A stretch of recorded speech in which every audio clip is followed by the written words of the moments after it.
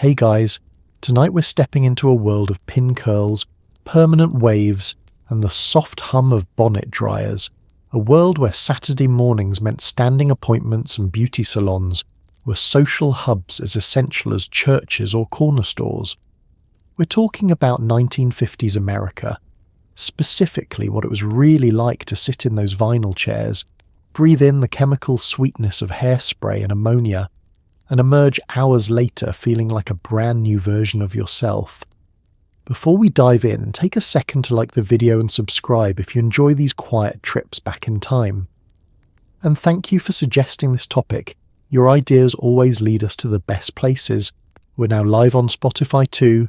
Link is in the description if you'd like to listen there. Drop a comment telling me where you're watching from and what time it is. I know someone out there is watching at 2 PM with a cup of tea. Or maybe it's 9 PM and you're winding down after a long day. Now dim the lights if you can, maybe turn on a fan for that soft background hum, and get comfortable, really comfortable. Sink into your chair or your bed, let your shoulders drop, and let yourself drift back with me. Because tonight we're exploring a world where beauty was an appointment you kept religiously, where hairdressers knew your name and your mother's name and probably your grandmother's too, and where walking out of the salon with freshly set curls felt like stepping onto a movie set, even if you were just going home to fold laundry. Have you ever wondered what it actually felt like to sit under one of those dome dryers, the kind that looked like space helmets, but sounded like gentle thunder? What did the salon smell like on a busy Saturday morning? Did women actually enjoy those hours spent in rollers, or was it just something you endured for the sake of looking proper? What did the hairdressers talk about while they worked? What magazines sat in the waiting area? And what did it feel like to walk out with your hair lacquered into place, knowing it wouldn't move until next week's appointment? Well, congratulations! You've just walked through the door of Betty's Beauty Salon on a Saturday morning in 1955. The bell above the door chimes softly. The air smells like shampoo, cigarette smoke, and possibility. A woman waves from beneath a dryer. The receptionist smiles and checks her appointment book. And you're home. The beauty salon sits on Main Street between the 5 and Dime and the bakery, its pink and white striped awning fluttering gently in the morning breeze. You push open the glass door, and a small bell chimes overhead, announcing your arrival to a room already humming with quiet activity. The scent hits you immediately. A distinctive blend of chemicals, floral shampoo, and the faint ghost of someone's perfume still lingering from the previous appointment. It is warm inside, almost tropically so, the kind of warmth that comes from multiple hair dryers running simultaneously and bodies gathered close in a small space. The walls are painted a soft mint green, and the floors are checkered linoleum, black and white squares worn smooth from years of footsteps. The light inside is bright but somehow gentle, filtered through pink curtains that cast everything in a flattering rosy glow. Along one wall, a row of styling stations stretches from front to back, each one a mirror-backed alcove with its own swivelling chair and counter cluttered with the tools of transformation. Chrome and vinyl dominate the aesthetic, surfaces that gleam and reflect, easy to clean and impossibly modern for their time. The mirrors are large and unforgiving, trimmed with frosted glass details that catch the light, and they multiply the room, making the small space feel larger, busier, more alive than it actually is. You notice the other women immediately. There is someone already under a dryer, her head invisible beneath the dome only, her hands visible as she turns magazine pages. Another woman sits in a styling chair, her hair sectioned and pinned, while a stylist works methodically through each section with a rat-tail comb. Near the back, someone is leaning over a shampoo sink, eyes closed, surrendering to the water and the touch. They do not look up when you enter. The salon has its own rhythm, its own flow, and you simply join it, become part of it. Another woman seeking the same transformation everyone here is after. The receptionist desk sits just inside the door, a small fortress of organisation with its appointment book, rotary phone, and cash register. A woman with perfectly set hair and bright lipstick looks up and smiles, her pencil poised over the schedule. She knows you, recognises you from previous visits, and greets you by name before you even speak. This is the beauty of small-town salons in 1955. You are not anonymous. You are known, expected, woven into the fabric of this place in a way that feels both comforting and slightly exposing. The bell above the door chimes again as another woman enters behind you, and you step aside to let her pass, exchanging polite nods. The air smells even stronger now, a fresh wave of ammonia and setting lotion, as someone's permanent wave is being processed in the back. It is not an unpleasant smell exactly, just distinctive, medicinal, the smell of beauty being constructed through chemistry and heat. You take a breath, adjusting to it, and realise that you have been looking forward to this all week. Not just the result, the finished hair, the polished look, but the process itself, the ritual, the time spent in this warm, bustling room where your only job is to sit still and let someone else take care of you. You sign in at the front desk, where a receptionist with cat-eye glasses and a telephone tucked against her shoulder smiles and points you toward the waiting area. A row of chrome-framed chairs with pink vinyl cushions lines the wall, and you settle into one, feeling it gives slightly beneath your weight. The coffee table in front of you holds a neat stack of magazines, their covers bright and glossy, promising beauty tips, recipes, and heartwarming stories about movie stars and their perfect families.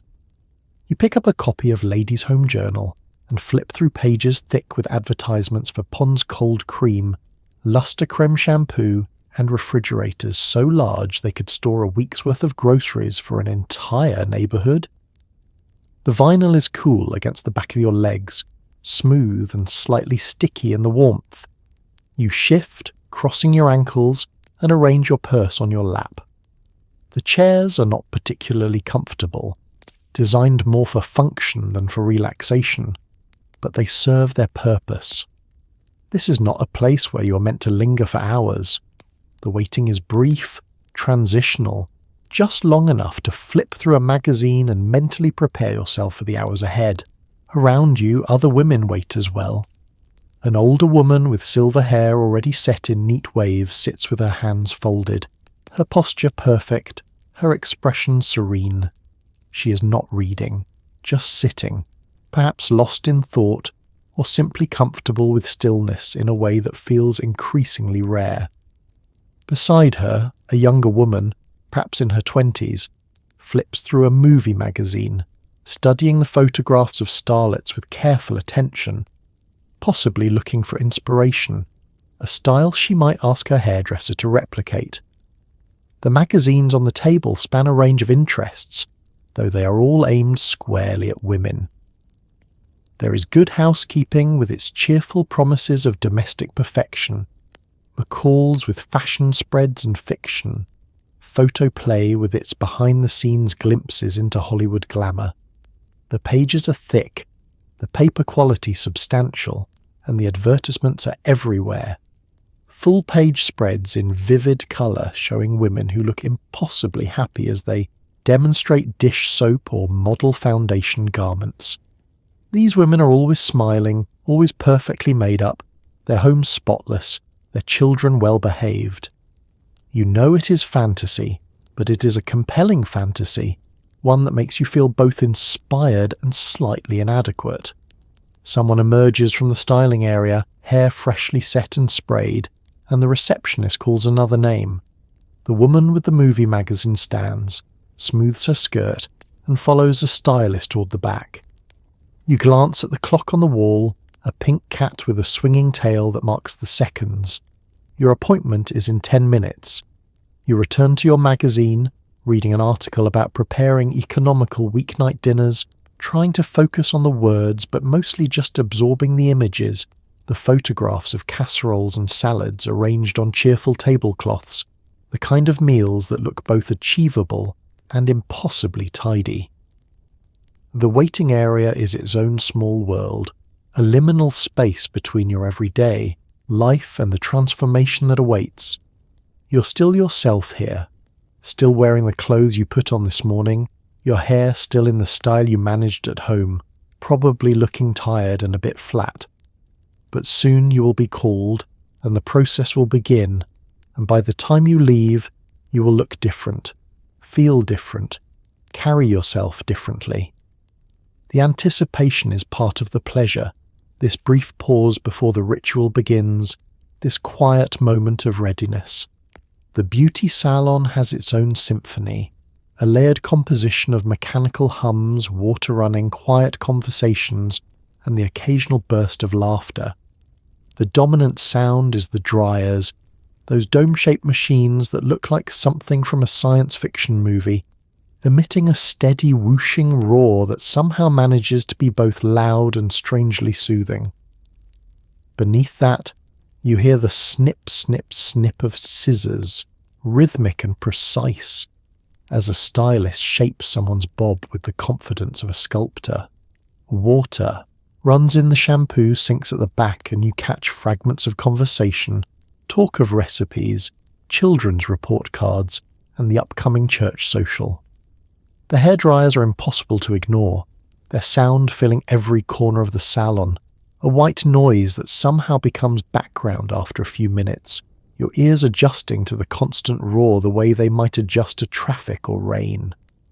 But when you first walk in, it is overwhelming, a wall of sound that makes you raise your voice slightly when speaking, lean in closer to hear responses. The women sitting beneath the dryers have given up on conversation entirely, resigned to their temporary isolation, communicating only through hand gestures or exaggerated mouthing of words that no one can actually hear. The scissors add their own percussion, a sharp metallic snipping that punctuates the dryer hum. Each stylist has her own rhythm, some working quickly with rapid clips, others taking their time with longer, more deliberate cuts.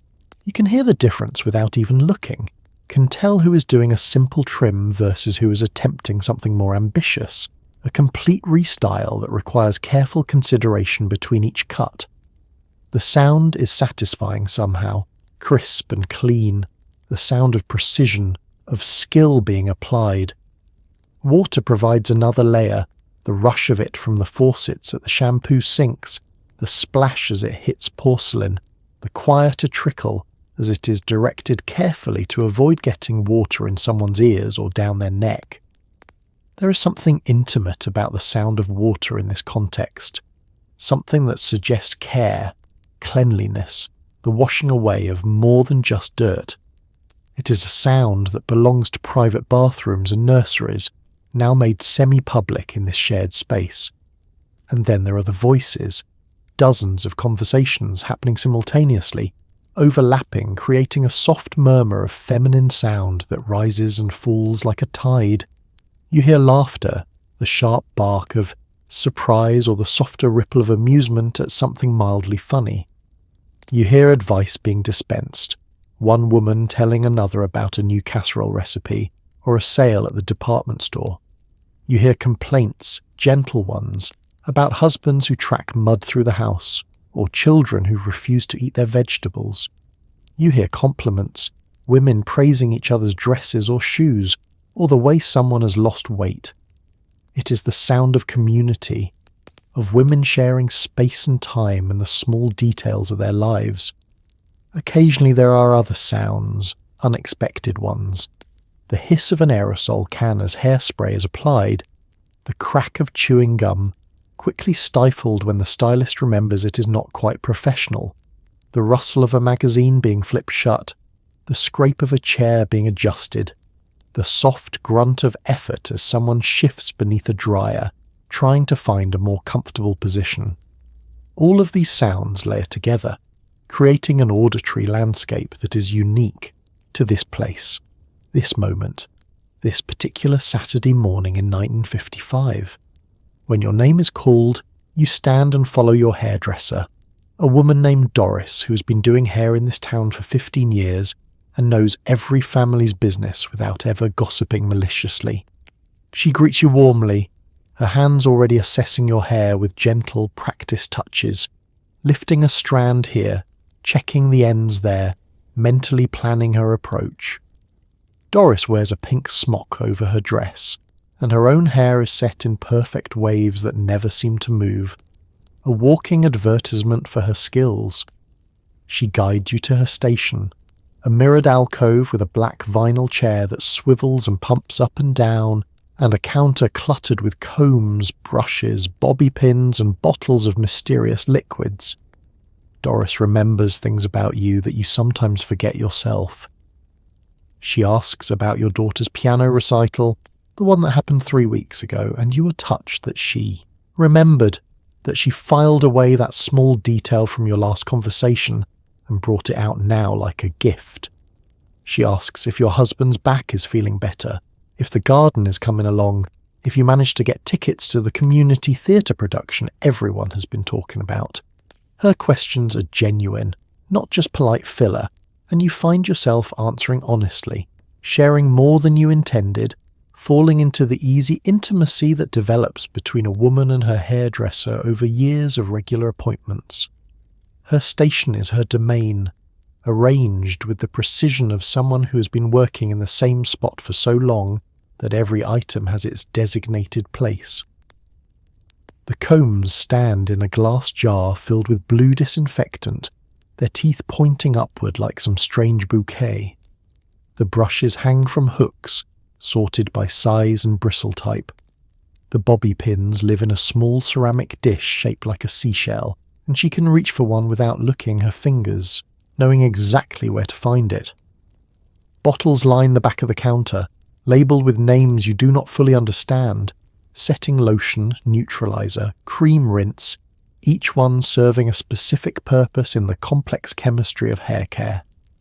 She fastens a cape around your neck, the fabric crisp and slightly scratchy, and pulls it snug, tucking the edges in so no stray hairs will slip down your collar.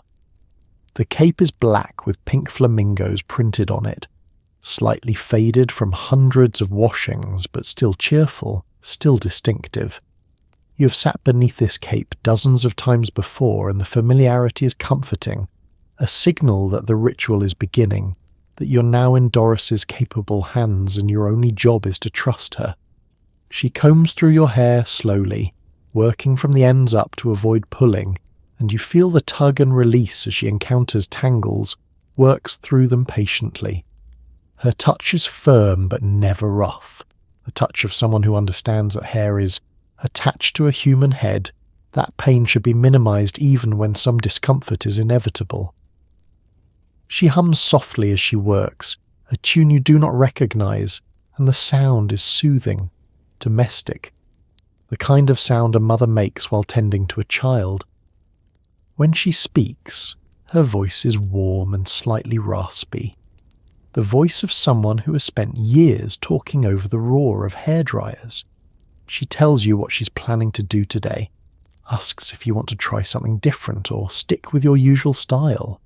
She offers suggestions gently, framing them as possibilities rather than criticisms, and you appreciate her tact, the way she makes you feel like you're collaborating on this transformation, rather than just submitting to her expertise. This is what makes a good hairdresser, not just the technical skill but the emotional intelligence, the ability to read a client's mood, to know when to chat and when to work in companionable silence. Doris leads you to the shampoo sink, a porcelain basin with a curved neck rest that cradles your head as you lean back. The water starts lukewarm, then adjusts to a perfect warm temperature that makes your scalp tingle pleasantly. Her fingers work the shampoo into your hair with firm, circular motions, massaging your scalp in a way that feels almost medicinal, as if she's kneading away the week's tensions along with the dirt and oil. The shampoo smells floral, thick and creamy, and suds slide down toward your ears until she cups her hand to redirect them. You close your eyes, surrendering to the sensation, the warm water, the rhythmic massage, the the temporary escape from everything waiting outside these walls. The position is slightly awkward, your neck bent at an angle that will leave it stiff if you stay too long, but for now it is bearable, even pleasant. The porcelain is cool against the back of your neck, a contrast to the warm water cascading over your scalp.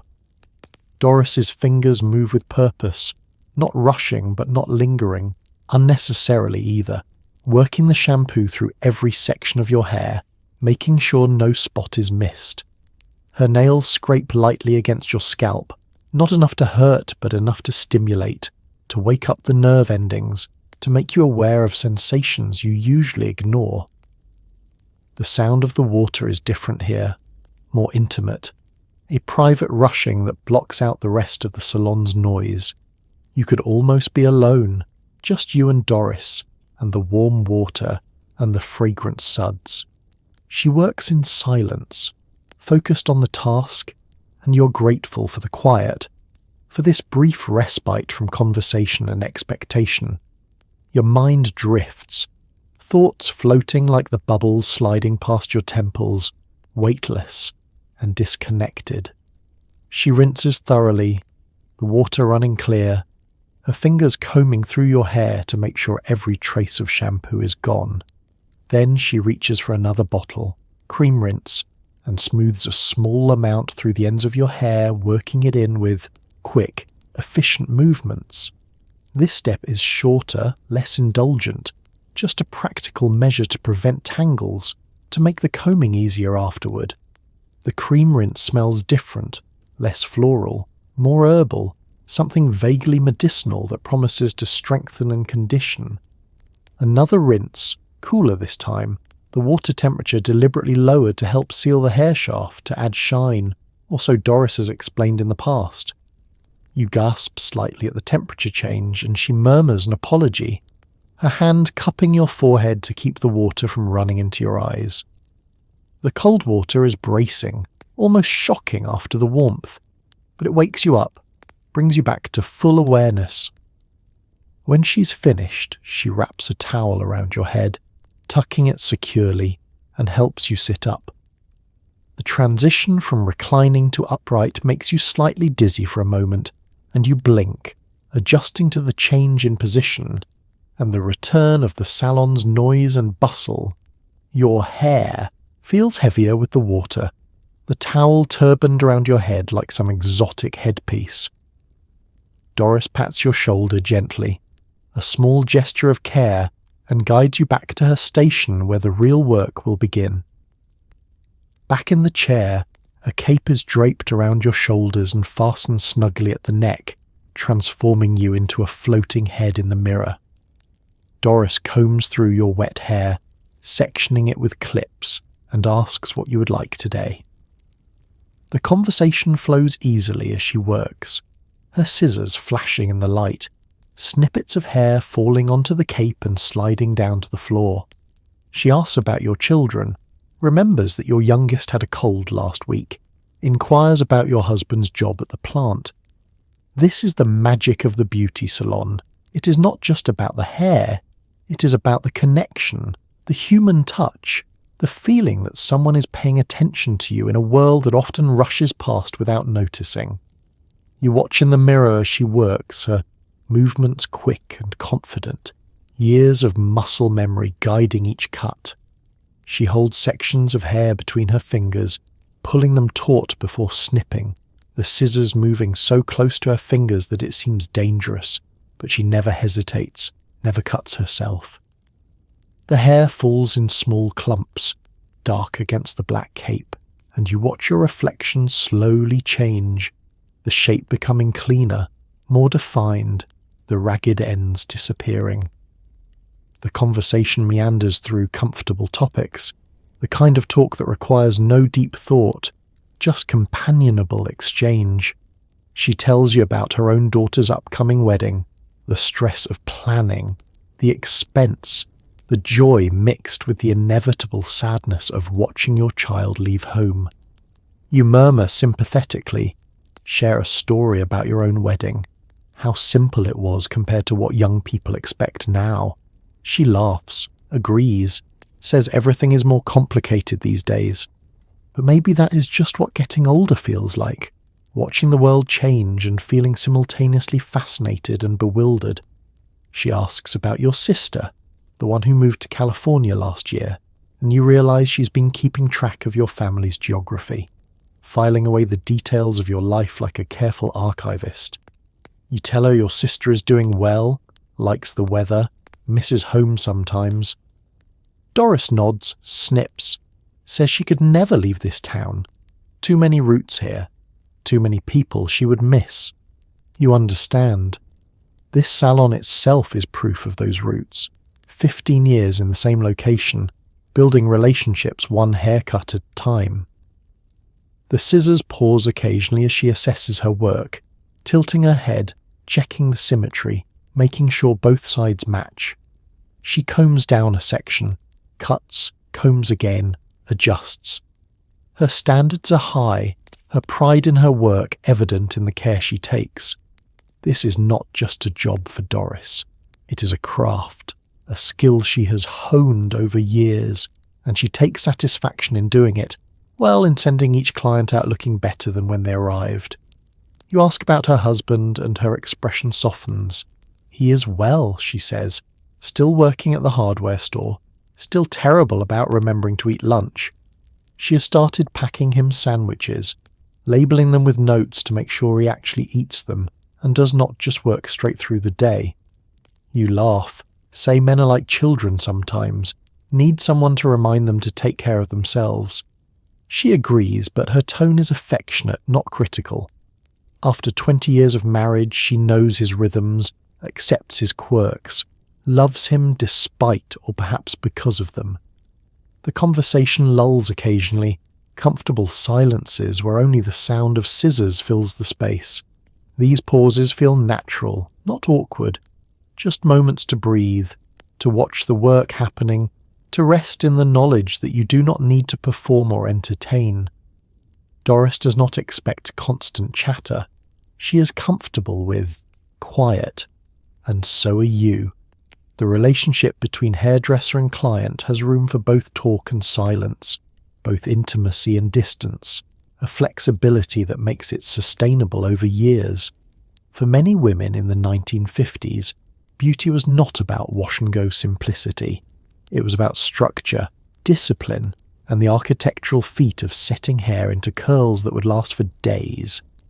If you were getting pin curls, Doris would section your damp hair into small squares, twist each section tightly, and pin it flat against your scalp with bobby pins, creating a pattern of flat metallic coils all over your head. If you were getting a roller set, she would wind sections of hair around pink foam rollers or bristled plastic ones, securing each with a metal clip until your head looked like a garden of cylindrical blooms. Either way, the process took time, patience, and a willingness to endure a certain level of discomfort for the sake of beauty. Pin curls required precision. Each section had to be the right size, not too much hair, or the curl would not hold, not too little, or the effort would not be worth it. Doris would dampen each section slightly with water or setting lotion before twisting it, working from the scalp outward, coiling the hair tightly into a flat spiral. Then she would secure it with 2 bobby pins crossed at the centre, holding the curl firmly against your head. The pins were cool against your scalp, then gradually warmed as they absorbed your body heat. The process was meditative in its repetition. Section, dampen, twist, pin. Section, dampen, twist, pin. Your head slowly transformed into a geometric pattern, each curl precisely placed, the whole arrangement forming a map that only Doris fully understood. She worked from bottom to top, from the nape of your neck up to the crown, each curl building on the previous one, creating a foundation for the style that would emerge later.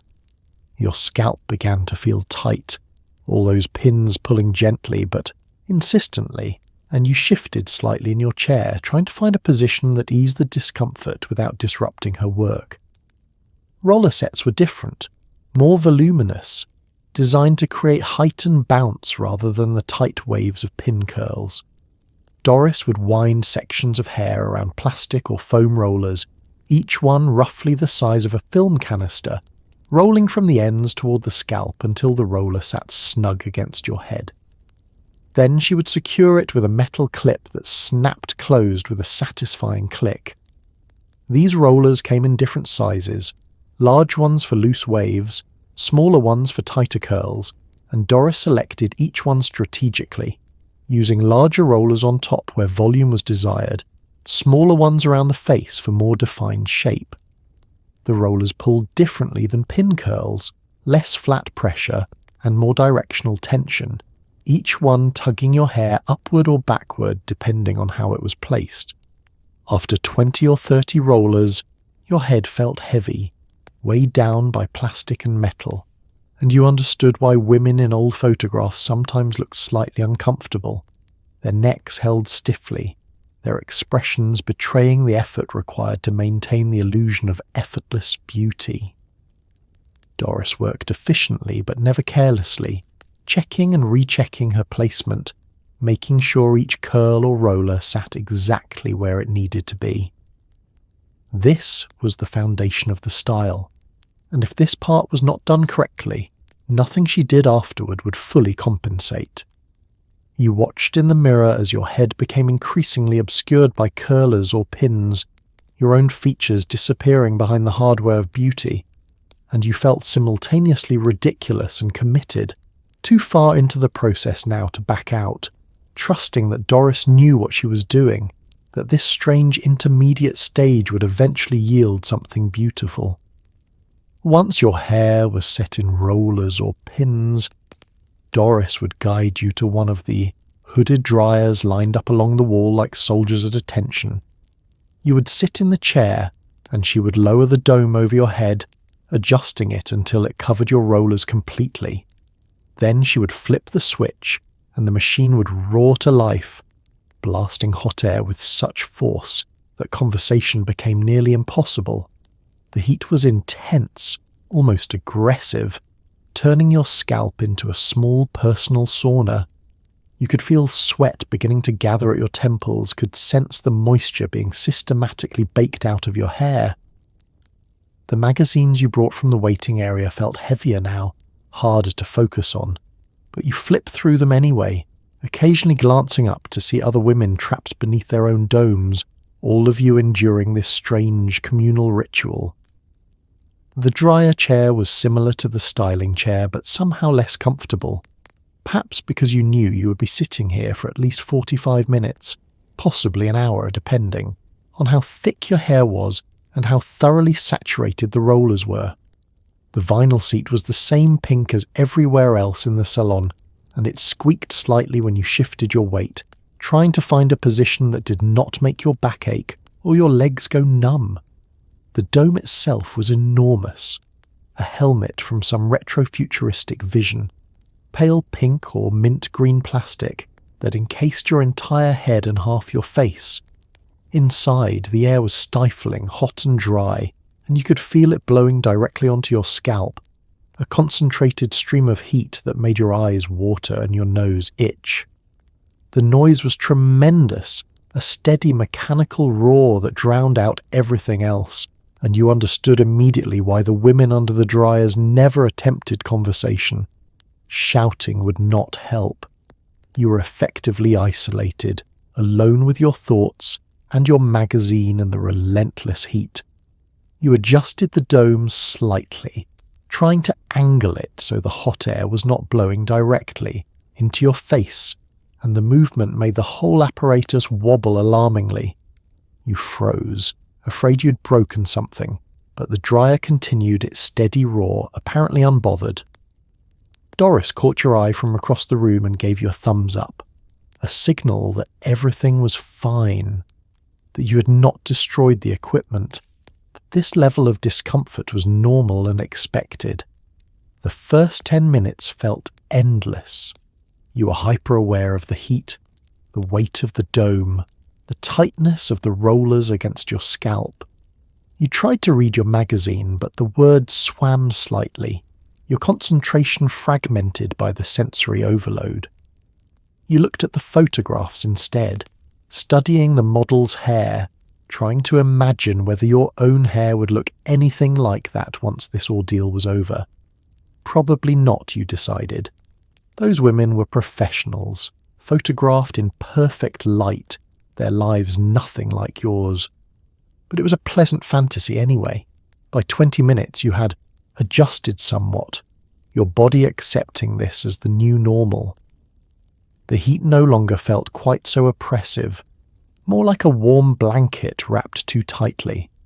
Your scalp had stopped protesting the rollers, or maybe you'd just grown numb to the sensation. You turned pages more slowly now, actually reading the articles, absorbing advice about removing stains and organising linen closets, information you would probably forget by the time you left, but that felt useful in the moment. By 40 minutes, you were in a strange state of suspended animation, neither fully present nor fully absent, existing in a liminal space where time moved differently.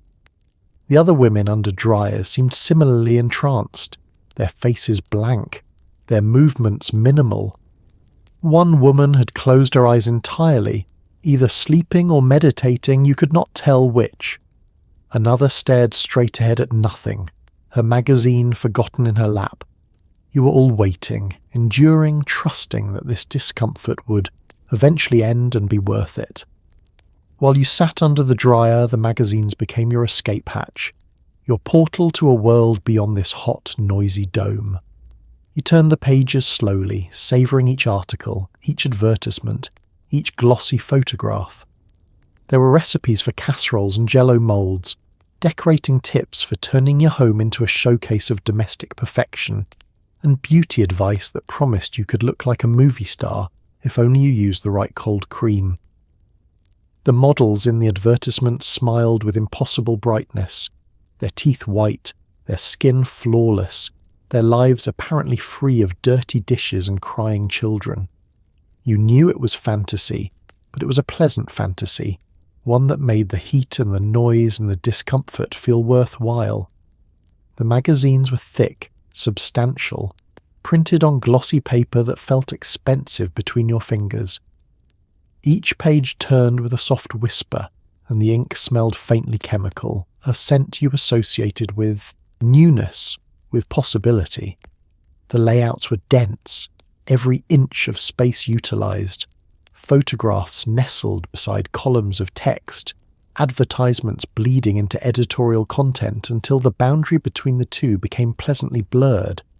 The recipes fascinated you even when they horrified you slightly. There were elaborate gelatin moulds shaped like fish or castles, suspended vegetables and fruits hovering inside like insects trapped in amber. There were casseroles that combined ingredients you would never have thought to pair. Tuna and potato chips, hamburger and cream of mushroom soup, lime jello and cottage cheese. The photographs made everything look appetizing, carefully styled and lit, garnished with parsley and served on the best china. You wondered if anyone actually made these dishes, or if they existed only in this magazine fantasy world, too complicated or too strange for real dinner tables. The beauty articles promised transformation through consumer goods. If you bought the right face cream, used the right shampoo, applied the right lipstick, you too could look like the models gracing these pages. The before and after photographs were particularly compelling, showing ordinary women transformed into glamorous versions of themselves, their skin smoothed, their eyes brightened, their hair volumized. You studied these transformations carefully, trying to determine what exactly had changed, which products had worked their magic, whether any of this was achievable or just clever photography and lighting. The advertisements were even more aspirational than the articles. They showed women in spotless kitchens, wearing heels and pearls while cooking dinner, their children clean and well behaved, their husbands arriving home to meals that looked like magazine spreads. These women never looked tired or overwhelmed. They smiled constantly, their happiness apparently derived from new appliances or superior laundry detergent. You knew this was absurd, knew your own life bore little resemblance to these glossy fantasies, but you enjoyed them anyway, the same way you might enjoy a fairy tale, not for its realism, but for its ability to transport you briefly into a more perfect world. There were fashion spreads showing the latest styles, dresses with full skirts and nipped waists, tailored suits with matching hats and gloves, casual wear that still looked remarkably formal by later standards. The models posed in living rooms and gardens, in front of modern houses and beside sleek automobiles, their lives a seamless blend of elegance and ease. You study the clothes carefully, mentally calculating whether you could sew something similar, whether the style would suit you, whether you had anywhere to wear such an outfit even if you owned it. Between the articles and advertisements were short stories, serialized fiction about romance and domestic drama, tales of women finding happiness through marriage or career or sometimes both. These stories followed familiar patterns, obstacles overcome, lessons learned, happy endings assured, but you read them anyway, enjoying their predictability, the comfort of knowing everything would work out in the end.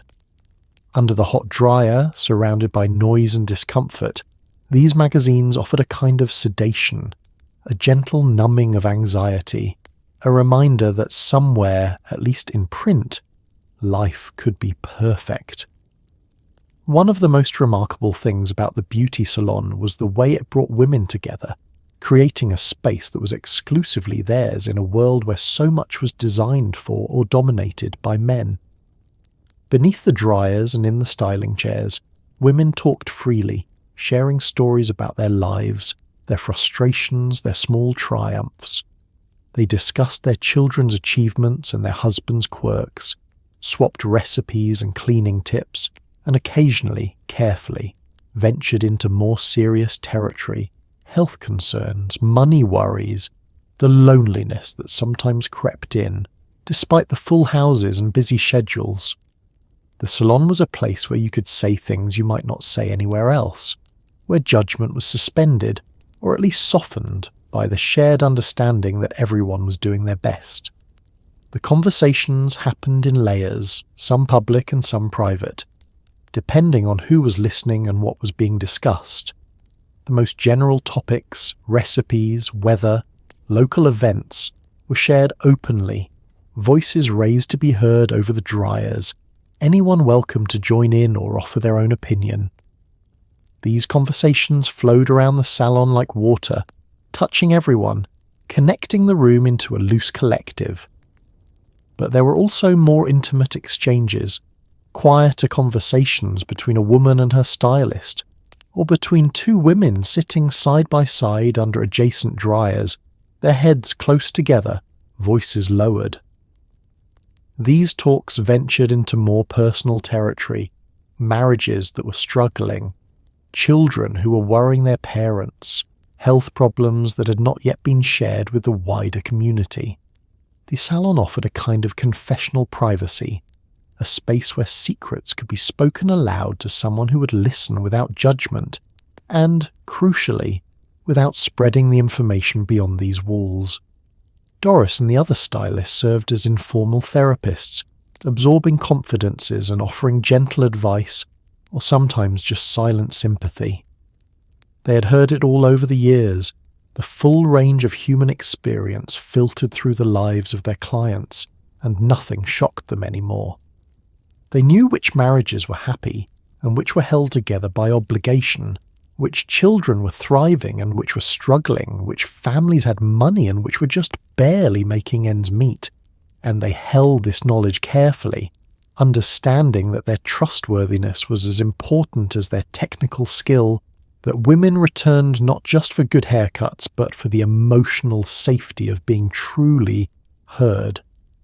The community that formed in the salon was temporary but real, lasting only as long as the appointments overlapped, but genuine in its warmth and support. Women who might not socialize outside these walls nonetheless felt connected here, united by their shared gender, their shared rituals, their shared understanding of what it meant to be a woman in 1955 America. They celebrated each other's good news, offered sympathy for each other's troubles, and created a web of mutual support that strengthened them all. There was also humour here, frequent and necessary, the kind of laughter that comes from women who understand each other's challenges and absurdities. They joked about their husband's helplessness in the kitchen, about children's bewildering questions, about the impossibility of keeping a house truly clean when people insisted on living in it. They mocked the magazine promises of perfect homes and perfect lives, acknowledging the gap between fantasy and reality with wry amusement. This laughter was bonding, a recognition that they were all navigating the same impossible expectations, all trying to measure up to standards that no real human could meet.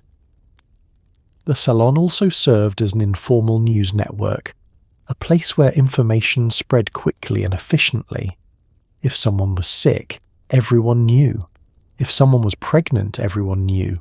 If someone's husband lost his job or got promoted, if someone's child won an award or got in trouble, if someone was planning to move or getting divorced, the news circulated through the salon like electricity through wires, passed from stylist to client, from client to client, until the entire community was informed. This was not malicious gossip, though it could sometimes veer in that direction, but rather the natural circulation of information in a tight-knit community, the way people kept track of each other, stayed connected, offered help when needed. If you were getting a permanent wave, the process was even more elaborate and time-consuming. Doris would apply a solution to your hair, a chemical concoction that smelled sharp and slightly burnt, like something that should probably come with a warning label. Your hair would be wound around special rods, each section carefully positioned and secured until your head resembled some strange mechanical device. Then another solution would be applied, and you would wait, feeling the chemicals work their magic, breaking down and reforming the bonds in your hair to create curls that would last for months. The whole process took hours, and by the end your scalp might feel tender, your neck stiff, but the results were worth it, or so everyone assured you. The permanent wave solution came in small glass bottles, innocuous looking despite their potent contents. When Doris unscrewed the cap, the smell escaped immediately, acrid and overwhelming, making your eyes water and your nose wrinkle. It was ammonia mixed with something else, something sulphurous and vaguely rotten, the smell of chemistry happening at a molecular level. She would pour a small amount into a bowl and use a brush to paint it onto sections of your hair, working quickly and methodically, starting at the back and moving forward. The solution felt cold and slightly slimy against your scalp, and within minutes you could feel it beginning to work, a faint tingling sensation that gradually intensified into something more insistent, not quite burning, but close. A chemical heat that made you hyper-aware of every inch of your scalp.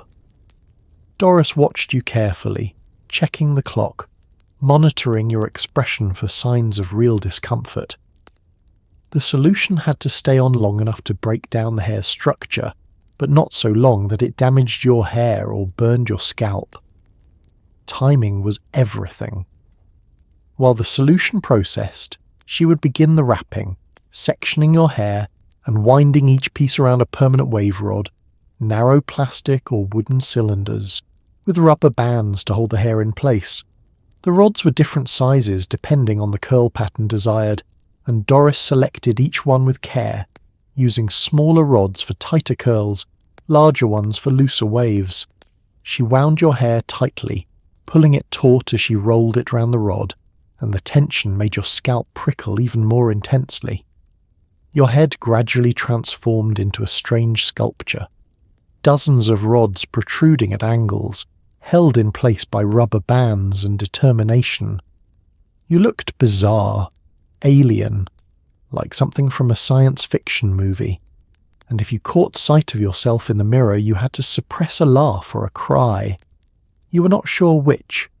The weight of all those rods pulled at your scalp, and combined with the chemical tingling, it created a sensation that was impossible to ignore, impossible to get comfortable with.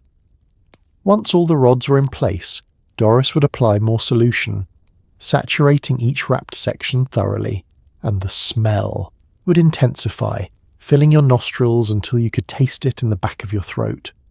She would place a plastic cap over your entire head, tucking in the edges, sealing in the chemicals and the heat. Then you would wait, sometimes 20 minutes, sometimes longer, depending on how resistant your hair was to curling. The waiting was the hardest part. The chemical smell, the scalp tension, the heat building under the plastic cap, all of it combined into an experience that was deeply unpleasant but somehow bearable, because you knew it was temporary, that it would end, that the result would make it worthwhile. Other women who had gone through this assured you it was worth it, that the months of easy styling, of waking up with curls already in place, made these few hours of discomfort a bargain. You tried to believe them. When the timer finally rang, Doris would remove the cap and apply a neutralizing solution, another chemical with its own distinctive smell, this one sharper, more vinegary. The neutralizer stopped the chemical process, locked in the new curl pattern, and began to harden your hair into its new shape. This solution had to be applied carefully, thoroughly, each rod saturated, and then you would wait again, though usually not as long. Finally, mercifully, she would begin removing the rods and winding your hair carefully, revealing the curls underneath.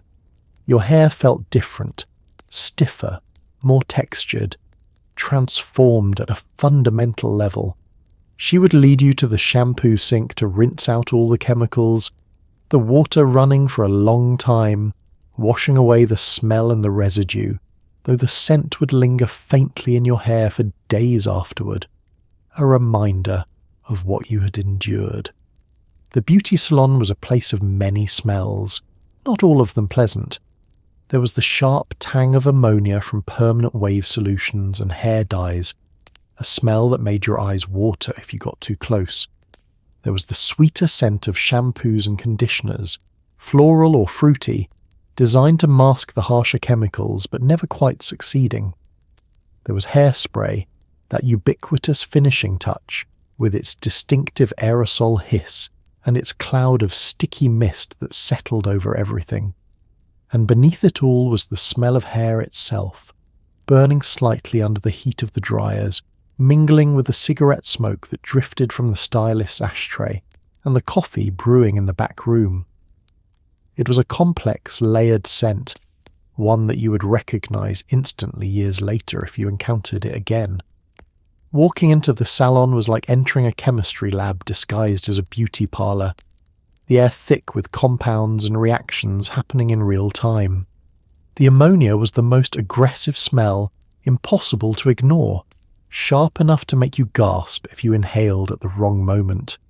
It dominated whenever someone was getting a permanent wave or hair colour, permeating every corner of the salon despite the attempts at ventilation, the small fan in the window doing its best but ultimately no match for the chemical onslaught. The shampoos tried valiantly to provide olfactory relief, their fragrances engineered to evoke gardens and orchards, to promise freshness and renewal. You could smell rose, lavender, apple blossom, each bottle labelled with its specific scent profile, each one designed to make washing hair feel like a luxurious natural experience rather than a functional necessity.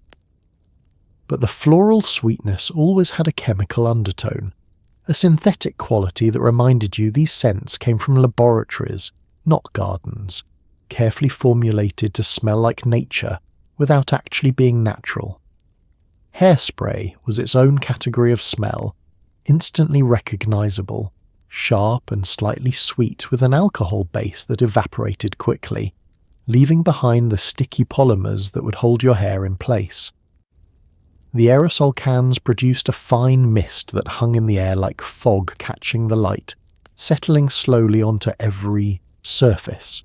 You could taste it when you inhaled, a metallic sweetness that coated your tongue and throat, and by the end of a busy Saturday the entire salon was hazed with it, every breath carrying traces of lacquer and propellant. The smell of burning hair was subtle but constant, a product of the intense heat from the dryers and the styling tools. It was not quite the smell of hair actually catching fire, but close, a singed smell that suggested damage happening at a microscopic level. Proteins breaking down, moisture evaporating, structure being permanently altered. It mingled with the chemical smells, creating an acrid layer that settled at the back of your throat and made you cough if you thought about it too much. Cigarette smoke wove through everything, adding its own complexity to the salon's atmosphere.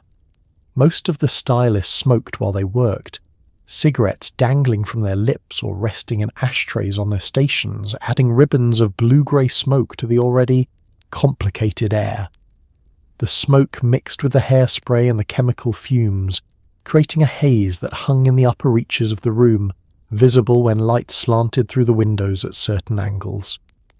It was the smell of the era, unavoidable and unremarked upon, as much a part of the salon experience as the vinyl chairs and the dome dryers. Coffee provided occasional relief, its rich, dark aroma drifting from the back room where someone always seemed to be brewing a fresh pot. The stylist would sit between clients, fortifying themselves for the long day, and the smell was comforting, domestic, a reminder that beneath all the chemicals and transformation, this was still a workplace, a place where people came to earn a living and needed caffeine to make it through. Perfume added another layer, each client bringing her own signature scent, some wearing heavy florals, others preferring lighter musks or citrus notes. These scents clung to the capes and mixed with the salon's base smell, creating temporary clouds of fragrance that dissipated when the client left, but lingered just long enough to provide a brief respite from the chemical assault. Some perfumes fought with the hairspray and ammonia, creating unfortunate combinations.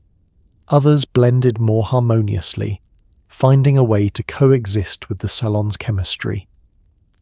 By the end of the day, everything in the salon, the towels, the capes, the magazines, even the stylist's clothing, was saturated with this complex smell, carrying it home, sleeping in it, returning the next day to add another layer. Once your hair was dry and the rollers were removed, the real artistry began. Doris would take a fine-toothed comb and begin teasing your hair, back-combing it section by section to create volume and height.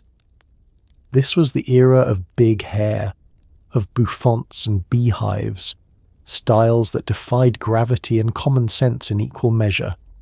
The comb would rasp against your hair, tangling it deliberately, pushing it back toward your scalp until it formed a cushion of frizz that would support the smooth outer layer. It felt strange, almost violent, but Doris worked with confidence, knowing exactly how much to tease, where to place the volume, how to shape the overall silhouette. The sound of teasing was distinctive, a scratching, scraping noise as the comb's fine teeth caught and snarled the hair, pulling it backward against its natural direction. Each stroke created tangles, deliberate knots that would provide structure and support, hidden architecture for the style being built. Doris worked from the crown down, sectioning the hair carefully, lifting each piece and combing backward with short, firm strokes, building volume gradually, strategically placing fullness where it would be most effective. Your scalp tingled from all the pulling, not painful exactly but insistent, making you acutely aware of every section being teased. You watched in the mirror as your hair began to rise, expanding outward and upward, growing larger. With each pass of the comb, it looked wild at this stage, unfinished and chaotic, like some creature emerging from a wind tunnel, and you had to trust that Doris knew where this was heading, that this mess would eventually resolve into something intentional and beautiful. The teasing created a foundation a mat of tangled hair that would hold its shape, that would support weight, that would give the style staying power. Without this step, the volume would collapse within hours, the carefully sprayed exterior deflating like a failed soufflé. But with proper teasing, the style could last for days, maintaining its height and shape through sleeping and even light rain, a monument to the power of backcombing and determination. Doris worked methodically, checking the shape from all angles, ensuring the volume was balanced, that one side was not higher than the other, that the crown had enough height to be impressive but not so much that it looked ridiculous. She had an artist's eye, could see the finished product in her mind while her hands still worked through the messy middle stages, and her confidence was reassuring even when your reflection suggested disaster. The teasing took time, each section requiring multiple passes with the comb, layers of tangles built up gradually until the desired fullness was achieved. Your arms grew tired from holding still, your neck stiff from maintaining the right angle, but you endured because this was the process. This was what beauty required in 1955. Effort and patience and a willingness to submit to procedures that seemed borderline absurd, but produced results that everyone admired. Between sections, Doris would step back, assessing her work, mentally calculating what remained to be done. Sometimes she would go back and add more teasing to an area that needed extra volume, or smooth down a section that had gotten too wild. She worked with the precision of a sculptor, building up and carving away, shaping your hair into the style she had envisioned. After the teasing came the smoothing, the careful arrangement of the outer layer of hair over the teased foundation. Doris would use a softer brush now, gently coaxing your hair into the desired shape, creating smooth waves or sleek curves that belied the tangled mess underneath. She would pin sections in place, securing the style with bobby pins that disappeared into the folds of hair, invisible scaffolding for the structure she was building. Her movements were quick and sure, the result of years of practice, and you watched in the mirror as your reflection transformed, as you became someone more polished, more finished, more ready to face the world. The brush she used now was different from the comb, softer bristles that smoothed rather than snarled, that encouraged the hair to lie flat and shiny over the teased foundation. She worked in long, gentle strokes, starting at the crown and brushing downward, wrapping the smooth outer layer around the volume underneath, hiding all evidence of the chaos beneath. It was like watching a magic trick, the wild frizz disappearing under a sleek surface, the whole style suddenly making sense. The bobby pins were essential, but meant to be invisible, their only purpose to hold the structure together until the hairspray could take over. Doris would open them with her teeth, a practiced gesture, then slide them into place with quick precision, catching just enough hair to secure without creating visible bumps or disturbing the smooth surface. She knew exactly where to place them, at stress points where the style needed reinforcement, hidden in the folds and curves where they would never be seen. As she worked, the style began to take its final form. If you were getting a bouffant, the crown rose high and round, full of carefully concealed volume, tapering smoothly into the sides. If you were getting a flip, the ends curved up and out in a perky bounce, youthful and optimistic.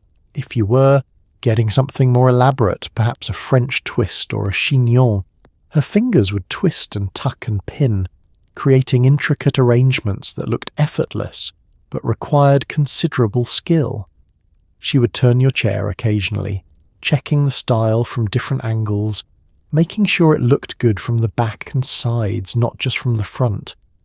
This was important because you would be seen from all directions, and a style that looked perfect face on but sloppy from behind was unacceptable.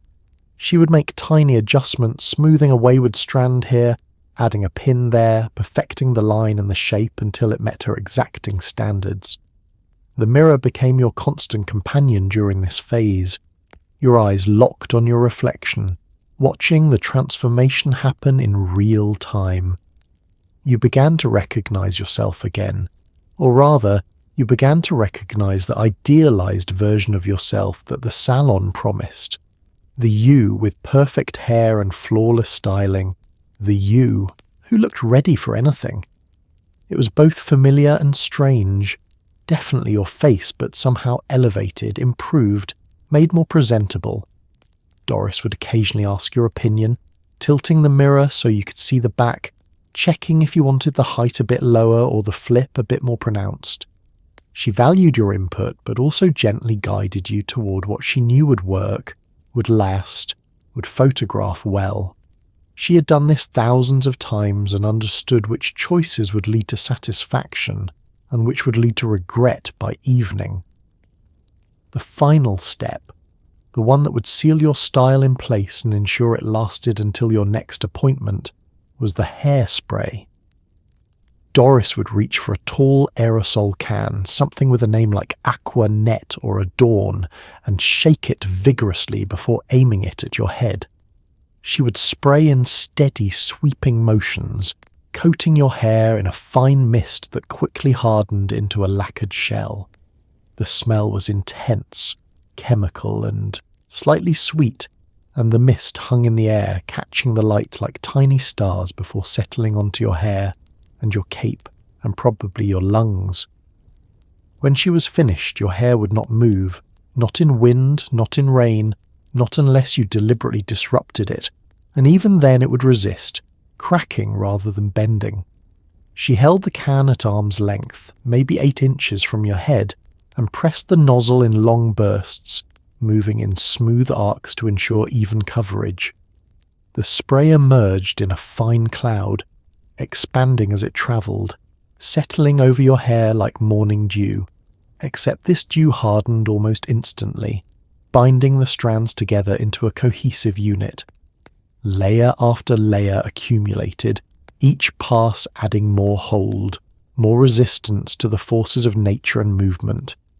You closed your eyes instinctively as the spray approached your face, holding your breath to avoid inhaling the mist directly.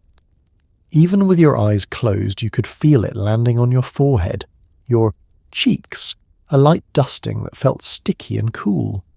The smell was overpowering at this range, sharp and sweet simultaneously, a scent that would linger in your nostrils for hours afterward, that you would catch occasional whiffs of throughout the day when you turned your head a certain way. Doris worked systematically, spraying the crown first where the teased volume needed maximum reinforcement, then moving to the sides, the back, the front, ensuring no section was neglected. She would pause occasionally to let a layer dry slightly before applying the next, building up the protection gradually, creating a shell so effective that your hair became almost a separate object, a sculpture you wore rather than a living part of your body. The aerosol hiss was constant during this phase, a mechanical sound that added to the salon symphony. Other stylists were finishing their clients as well, and the air filled with overlapping clouds of hairspray, the entire room becoming a shared atmosphere of lacquer and hold. You could see the mist drifting through shafts of sunlight, illuminated particles floating like snow, settling on every surface, the floors, the counters, the magazines, everything gaining a faint sticky residue. When Doris finally stepped back and lowered the can, your hair was encased, protected, immobilized. She would touch it lightly with one finger, testing the hold, nodding with satisfaction when it resisted her pressure. Then she might apply one final burst, a finishing touch, a last guarantee that this style would survive whatever the day had in store. The can would emit its final hiss, and then the transformation was complete. She handed you a mirror so you could see the back, and you turned your head experimentally, carefully, feeling the stiffness, the resistance to movement. Your hair moved as one piece, a unit, maintaining its shape exactly as she had styled it. It was both impressive and slightly unnerving, this loss of natural movement, but it was also exactly what you wanted, what you paid for, what 1955 beauty demanded. While you waited for your hair to set or dry, you might treat yourself to a manicure, another essential element of 1950s beauty maintenance. The manicure station was usually a small table near the window, where light was good and conversations were quiet. A manicurist, often a young woman training to become a full stylist, would guide you to sit, and you would extend your hands across the table, palms down, fingers spread. She would file your nails into neat ovals, push back your cuticles with a wooden stick, and buff your nails until they glowed with a soft sheen. Then came the polish, usually a bright red or a soft pink, applied in careful strokes, each nail a tiny canvas requiring precision and patience.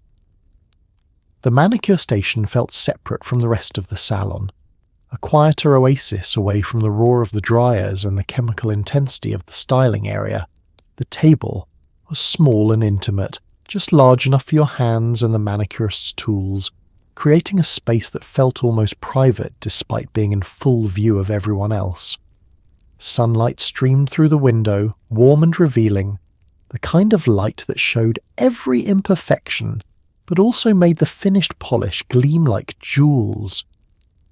The manicurist would take your hand gently, examining your nails with professional assessment, noting which ones had chips or breaks, which cuticles were ragged, what shape your nails were naturally and what shape they should become. Her touch was impersonal but kind, the touch of someone focused entirely on the task, not distracted by conversation or judgment. She would file each nail with smooth, even strokes, the emery board making a soft rasping sound, shaping the edges into identical curves, creating uniformity where nature had provided variation. The cuticle work was more intimate, almost surgical in its precision. She would soak your fingers in a small bowl of warm soapy water, letting the cuticles soften, then use a wooden stick with a beveled edge to push them back gently, exposing more of the nail, creating a clean line where nail met skin. This could be uncomfortable, occasionally painful if you pushed too hard or if your cuticles were particularly stubborn, but you sat still and let her work, trusting her experience, focusing on the end result rather than the temporary discomfort. Buffing came next.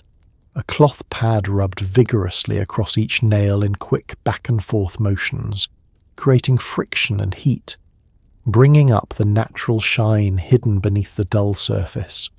The buffing felt pleasant, ticklish almost, and you watched your nails transform from flat and lifeless to glossy and dimensional, catching and reflecting the light.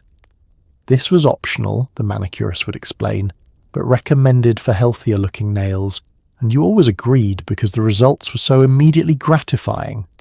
Then came the polish, the moment, when utility became beauty, when maintenance became art.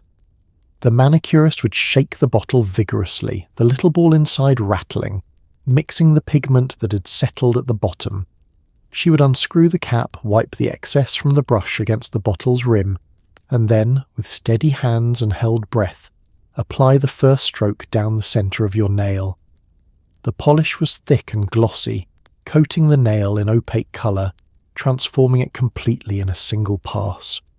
She worked slowly, methodically, painting each nail with 3 careful strokes, centre first, then left side, then right, creating a smooth, even surface with clean edges that followed the nail's natural curve. If polish touched your skin, she would quickly wipe it away with a wooden stick wrapped in cotton, dipped in remover, erasing the mistake before it could dry. Each nail required complete focus, any tremor or hesitation resulting in streaks or bumps, imperfections that would be visible for days. Nail polish in the 1950s came in a limited but carefully curated palette. Red was the most popular choice, a bold, confident colour that signalled femininity and glamour, the colour of movie stars and magazine covers. Pink was softer, sweeter, appropriate for younger women or more conservative occasions. There were occasional adventures into coral or burgundy, but anything too far outside the norm was considered risque, almost rebellious. The polish itself was thick and glossy, and it took forever to dry, so you would sit with your hands extended, fingers splayed, blowing gently on your nails and praying you would not smudge them before they set. The reds ranged from blue-toned crimsons to orange-toned vermilions, each shade sending its own subtle message about the wearer. The bluish reds were more sophisticated, more mature, the choice of women who wanted to project elegance and refinement. The orange reds were warmer, more approachable, suggesting vitality and friendliness. The manicurist would help you choose, holding different bottles up against your skin tone, explaining which shades would complement your complexion and which might clash or wash you out. Pink came in similar variations, from barely there nudes that added just a hint of colour to vibrant bubblegum shades that practically glowed. The palest pinks were considered most respectable, appropriate for church or formal occasions, colours that enhanced without calling attention to themselves. The brighter pinks were more daring, more youthful, the choice of younger women or those willing to be noticed. Your age, your social position, even your personality could be read in your Polish choice, and women understood these unspoken codes instinctively. The application required patience because the formula was unforgiving. Modern quick-dry polishes did not exist yet, and you simply had to wait, holding your hands still, barely breathing on them, willing them to dry. The manicurist would apply a first coat, then make you wait several minutes before applying a second, building up the colour gradually to achieve full opacity and depth. Between coats you would sit awkwardly, hands extended like you were showing off engagement rings to invisible admirers, unable to touch anything, unable to be useful, just waiting. Smudging was a constant danger and a frequent tragedy. You could wait 20 minutes, be convinced your nails were dry, reach for your purse, and discover with horror that the polish was still soft, that your careful payment for the manicure had been wasted by one careless movement. The smudge would create a dent or a streak, marring the perfect surface, and there was no easy fix. You could try to smooth it with another coat of polish, but often the damage was irreparable, and you would simply have to live with the imperfection until your next manicure. The bottles themselves were beautiful objects, small glass containers with ornate labels and elegant names. Cherry red, rose pink, coral dawn, each name promising transformation and sophistication. Women collected them, lining them up on dressing tables like tiny trophies, though most owned only 2 or 3 colours, choosing carefully, investing in shades they would actually wear rather than accumulating variety for its own sake. Some polishes claim to strengthen nails, to promote growth, to provide nourishment along with colour. These promises were largely fantasy, but women believed them or wanted to believe them, appreciating the idea that beauty and health could be achieved simultaneously, that vanity and self-care were not contradictory impulses. The beauty salon was a place where secrets were shared, and gossip circulated with the efficiency of a small-town telephone network. Not malicious gossip usually, but the everyday currency of community life, who was expecting a baby, whose husband got a promotion, which family was struggling, who made the best pie at the church bake sale, Doris and the other. Stylists heard everything, absorbing the stories and the confidences with practiced discretion, knowing when to offer sympathy, when to change the subject, when to simply nod and keep working. They were therapists, confessors and friends, roles they filled without formal training but with an instinctive understanding of what their clients needed.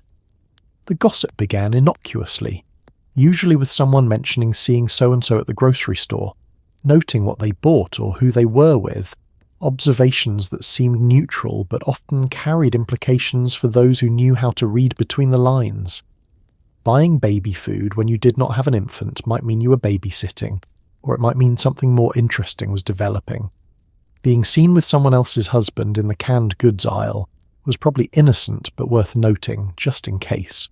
From these small observations, stories would build, details added by different women who had their own pieces of information, until a fuller picture emerged. The stylist would listen, occasionally interjecting questions that drew out more information, guiding the conversation like skilled interviewers while appearing merely curious. They never pushed too hard, never made anyone uncomfortable, but they had ways of encouraging confidences, of making clients feel safe enough to share things they might not tell their own sisters. Some secrets were heartbreaking. A woman whose husband drank too much, whose marriage was dissolving in slow motion while she maintained appearances for the children's sake. A woman facing a health crisis, waiting for test results, terrified, but trying to stay positive. A woman whose son was in trouble, minor crimes now but threatening to escalate, and she felt powerless to stop him. These stories emerged haltingly, often in fragments across multiple appointments, each visit adding another piece until the stylist understood the full scope of the problem.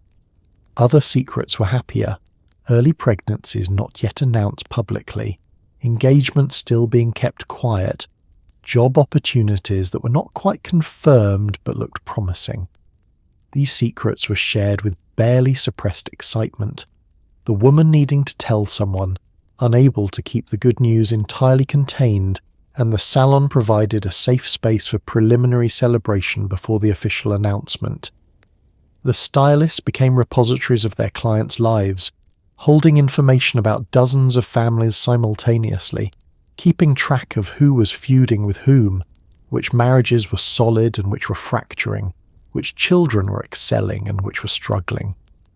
They rarely shared this information outside the salon, understanding that their clients' trust was sacred, that betraying a confidence would damage not just one relationship but their entire business.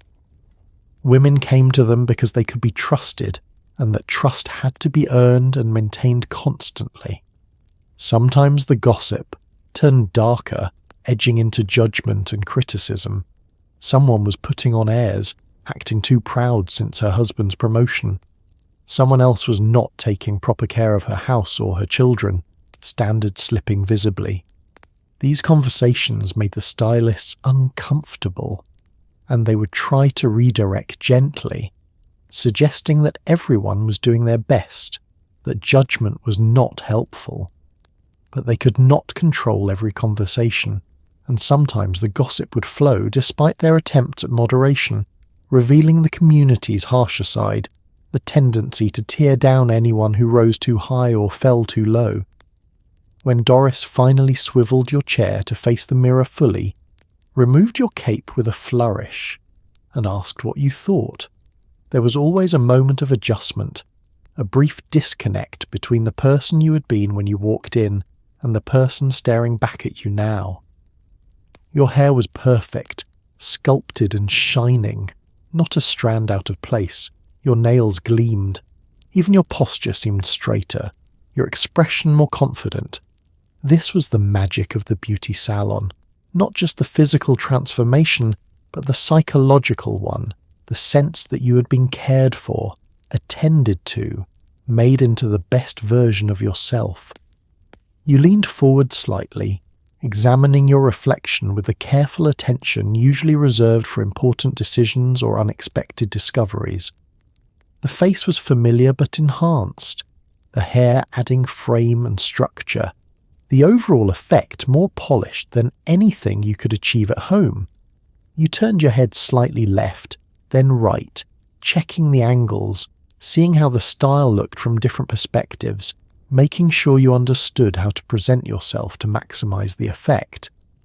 The transformation was always startling on some level, even when you had been getting your hair done at the same salon for years, because it represented a shift from private self to public self, from the woman who did laundry and washed dishes to the woman who attended church services and social gatherings. The salon made you presentable, made you appropriate, made you fit the image of what women were supposed to look like in 1955 America. Doris stood behind you, hands resting lightly on the back of the chair, watching your reaction with the quiet satisfaction of someone who knew her work was good. She did not fish for compliments, but appreciated genuine pleasure when she saw it. If you smiled, if your eyes lit up, if you touched your hair gently with wonder, that was payment enough, confirmation that the hours of work had been worthwhile, that she had delivered on the salon's promise. Sometimes you would point out small details, areas where you wanted slightly different shaping, or where you were not sure you understood the style well enough to maintain it. Doris would make tiny adjustments, demonstrating how to touch up the style at home, where to add extra spray, how to sleep on it without completely destroying it. She was generous with these tips, understanding that her clients needed to make the style last as long as possible between appointments, that economic reality meant not everyone could come weekly. You would touch your hair cautiously, feeling the stiffness, the lacquered surface that resisted your fingers. It felt foreign, not quite like your own hair anymore, more like a wig or a helmet, something you wore rather than something that grew from your scalp. But it also felt glamorous, special, worth the hours of sitting and the money spent and the mild discomfort of all those rollers and pins.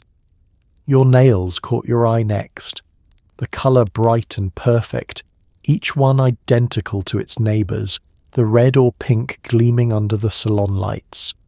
You would flex your fingers slightly, watching how the light played across the glossy surface, admiring the transformation from ordinary to polished.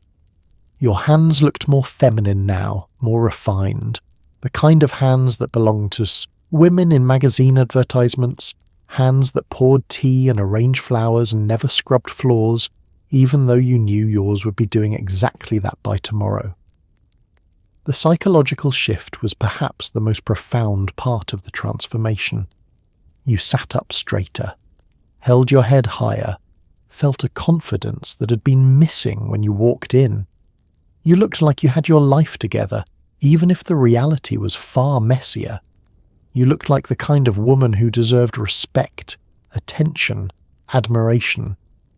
The salon had given you armour, protective colouring that would help you navigate the social world outside these walls. You would stand, gathering your purse and any magazines you had borrowed, and make your way to the front counter to pay.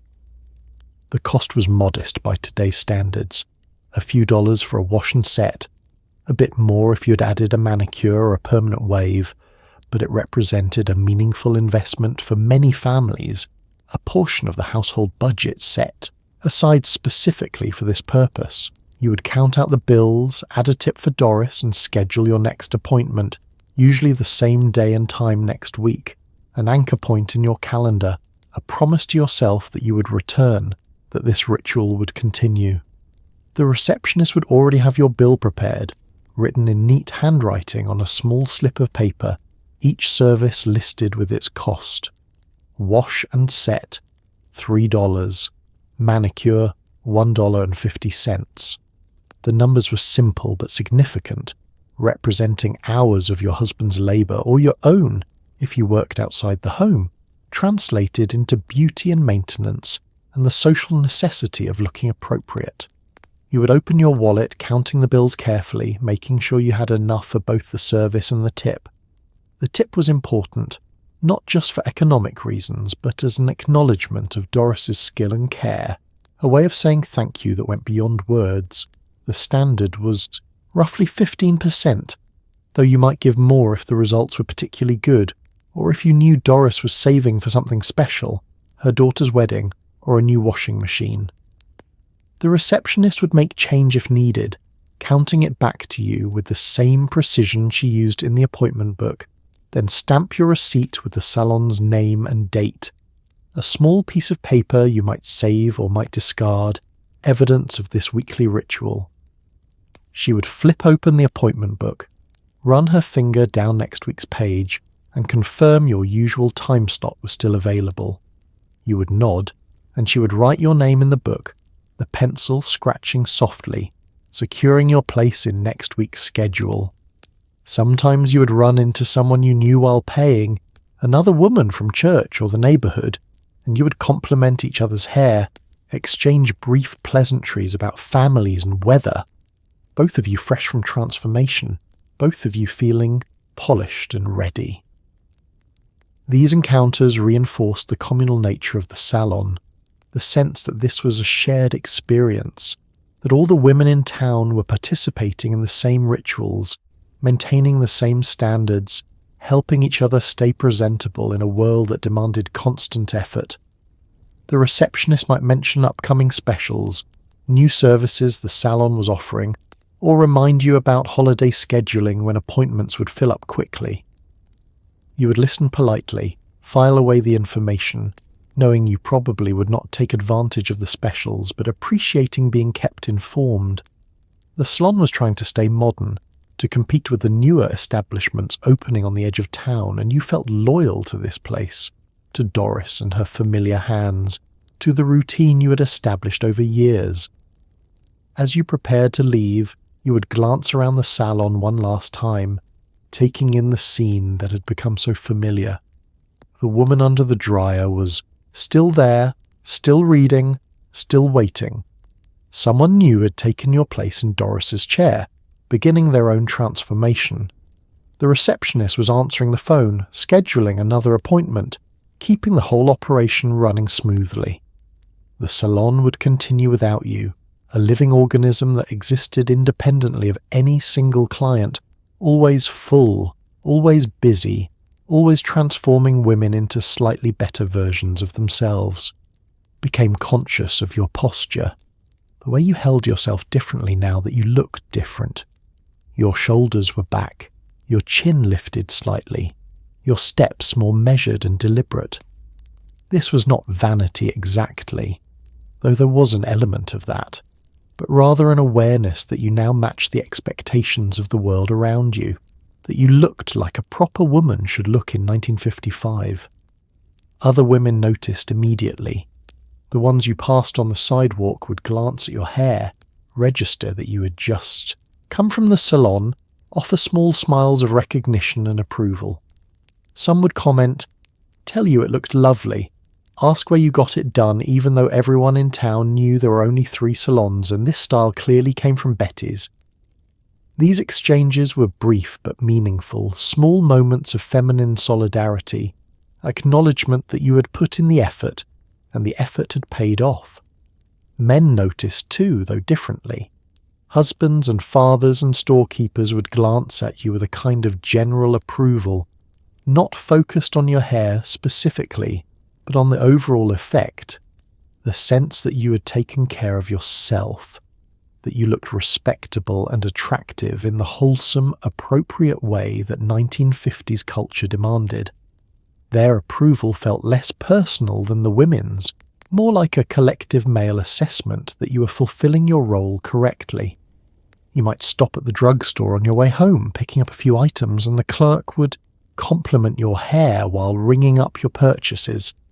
You would thank him, feeling pleased but also slightly self-conscious, aware that your hair was drawing attention, making you more visible than usual.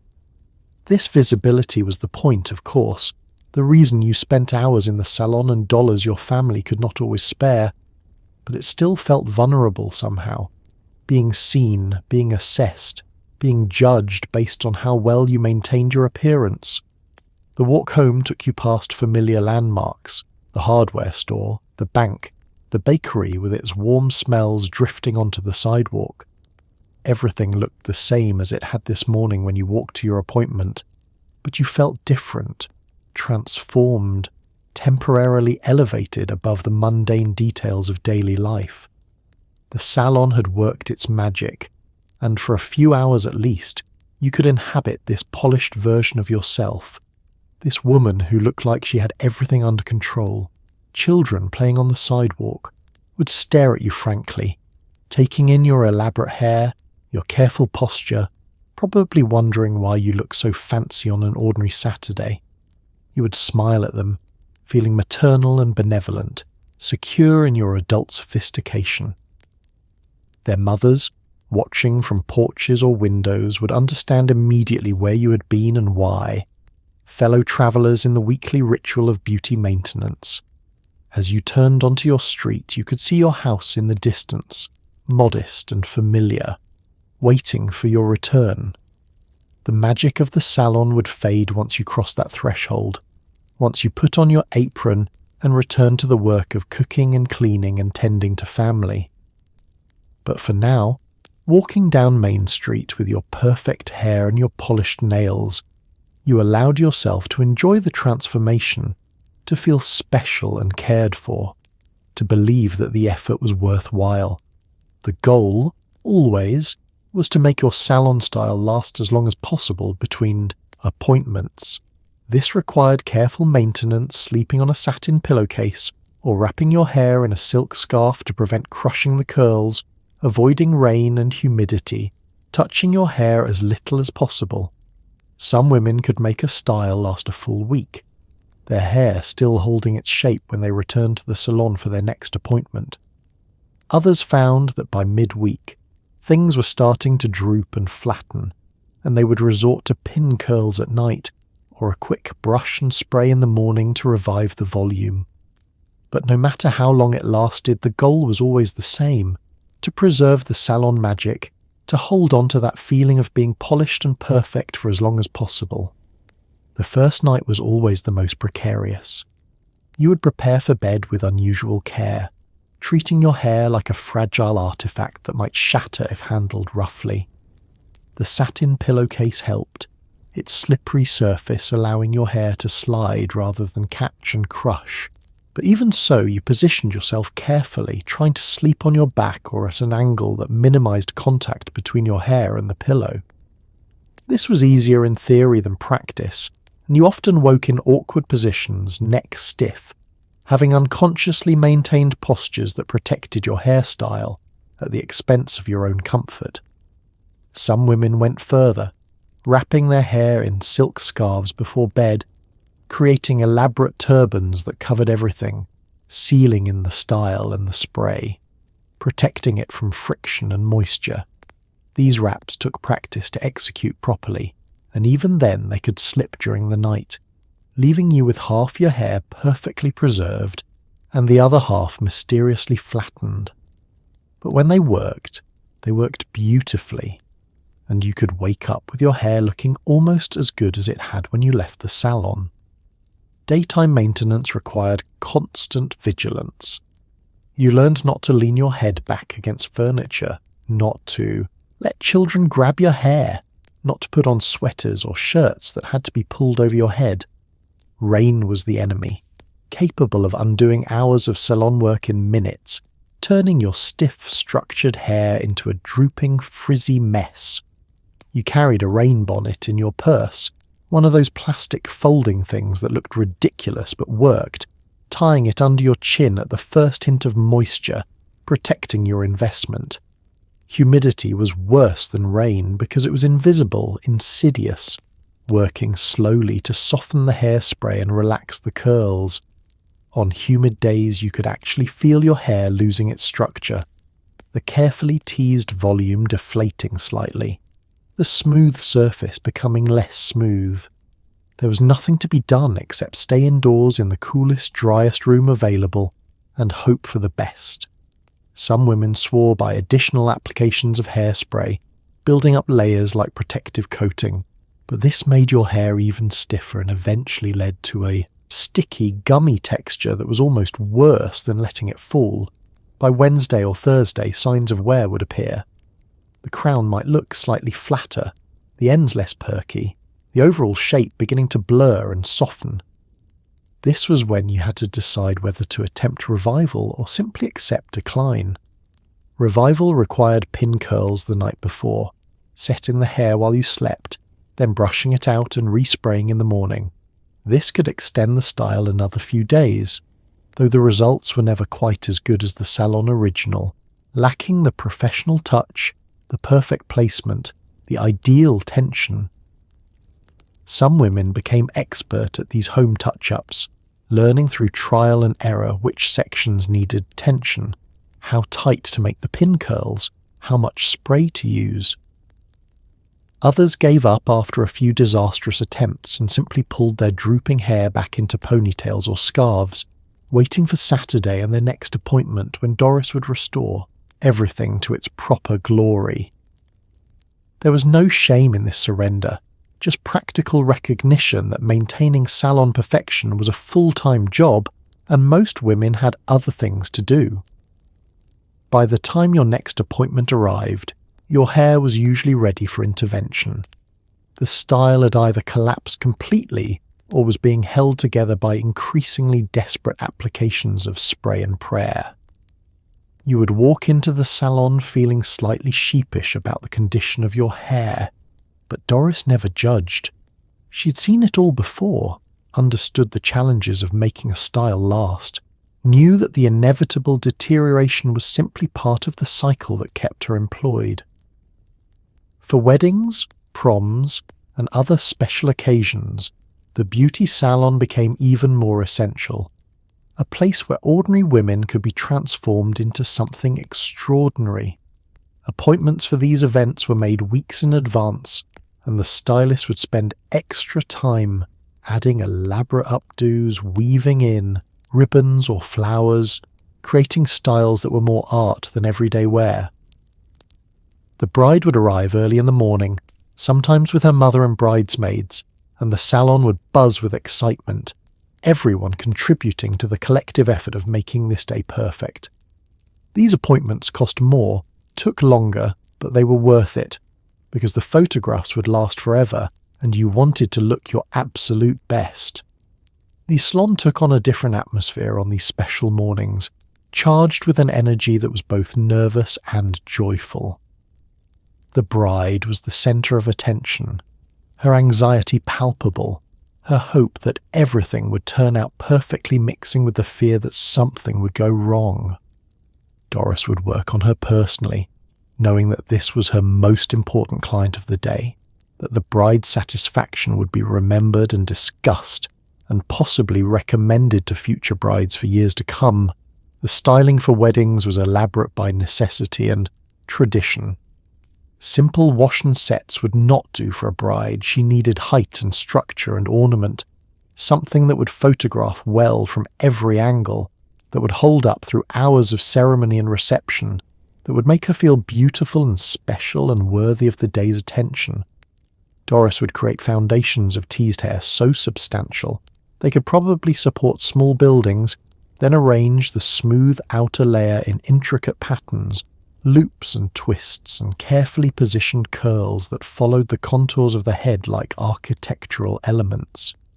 Flowers were often incorporated, real ones when possible, carefully wired into the style so they would not wilt or fall out during the ceremony.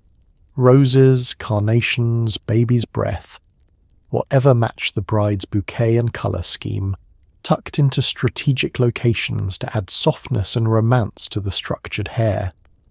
These flowers required careful placement and additional pins to secure them, and Doris would work, with the concentration of a jeweller setting precious stones, making sure everything was perfectly positioned before moving on. Veils complicated everything.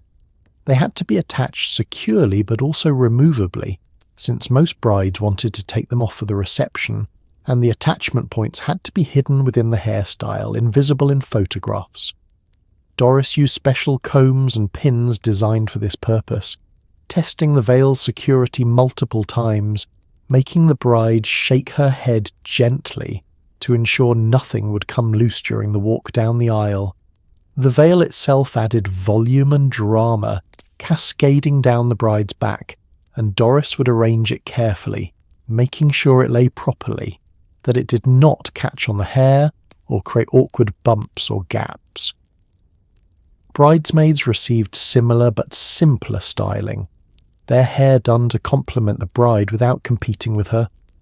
They sat in a row, usually giggling and chattering with nervous excitement, sharing the collective experience of preparing for the wedding.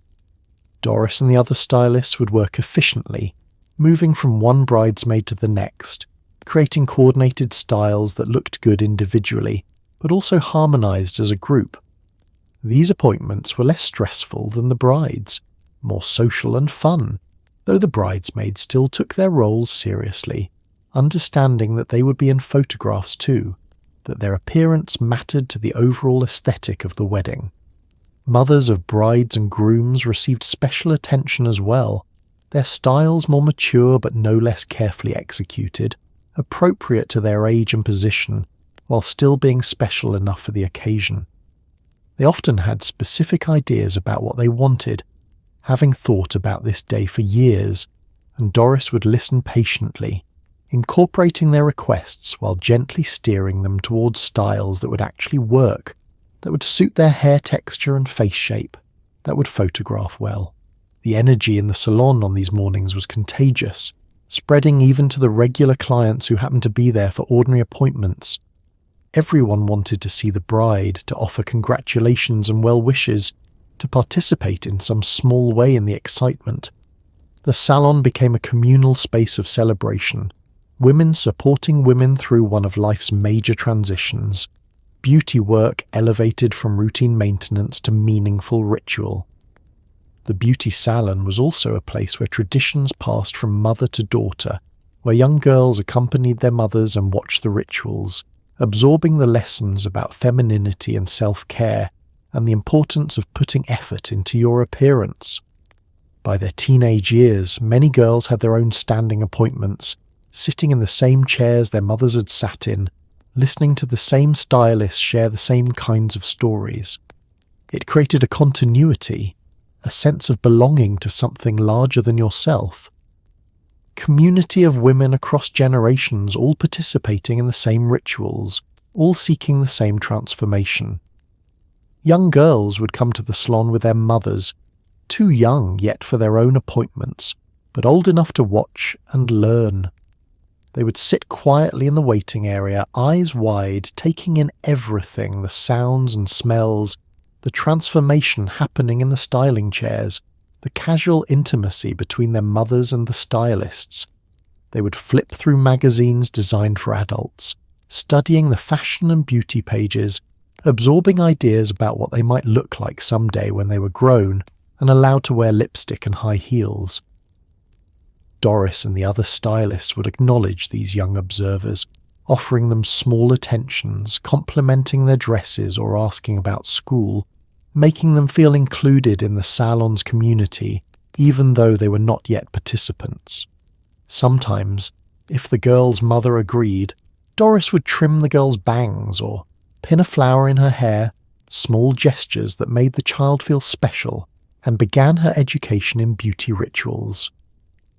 By age 13 or 14, most girls would receive their first real salon appointment, a rite of passage as significant as their first school dance or their first pair of nylon stockings.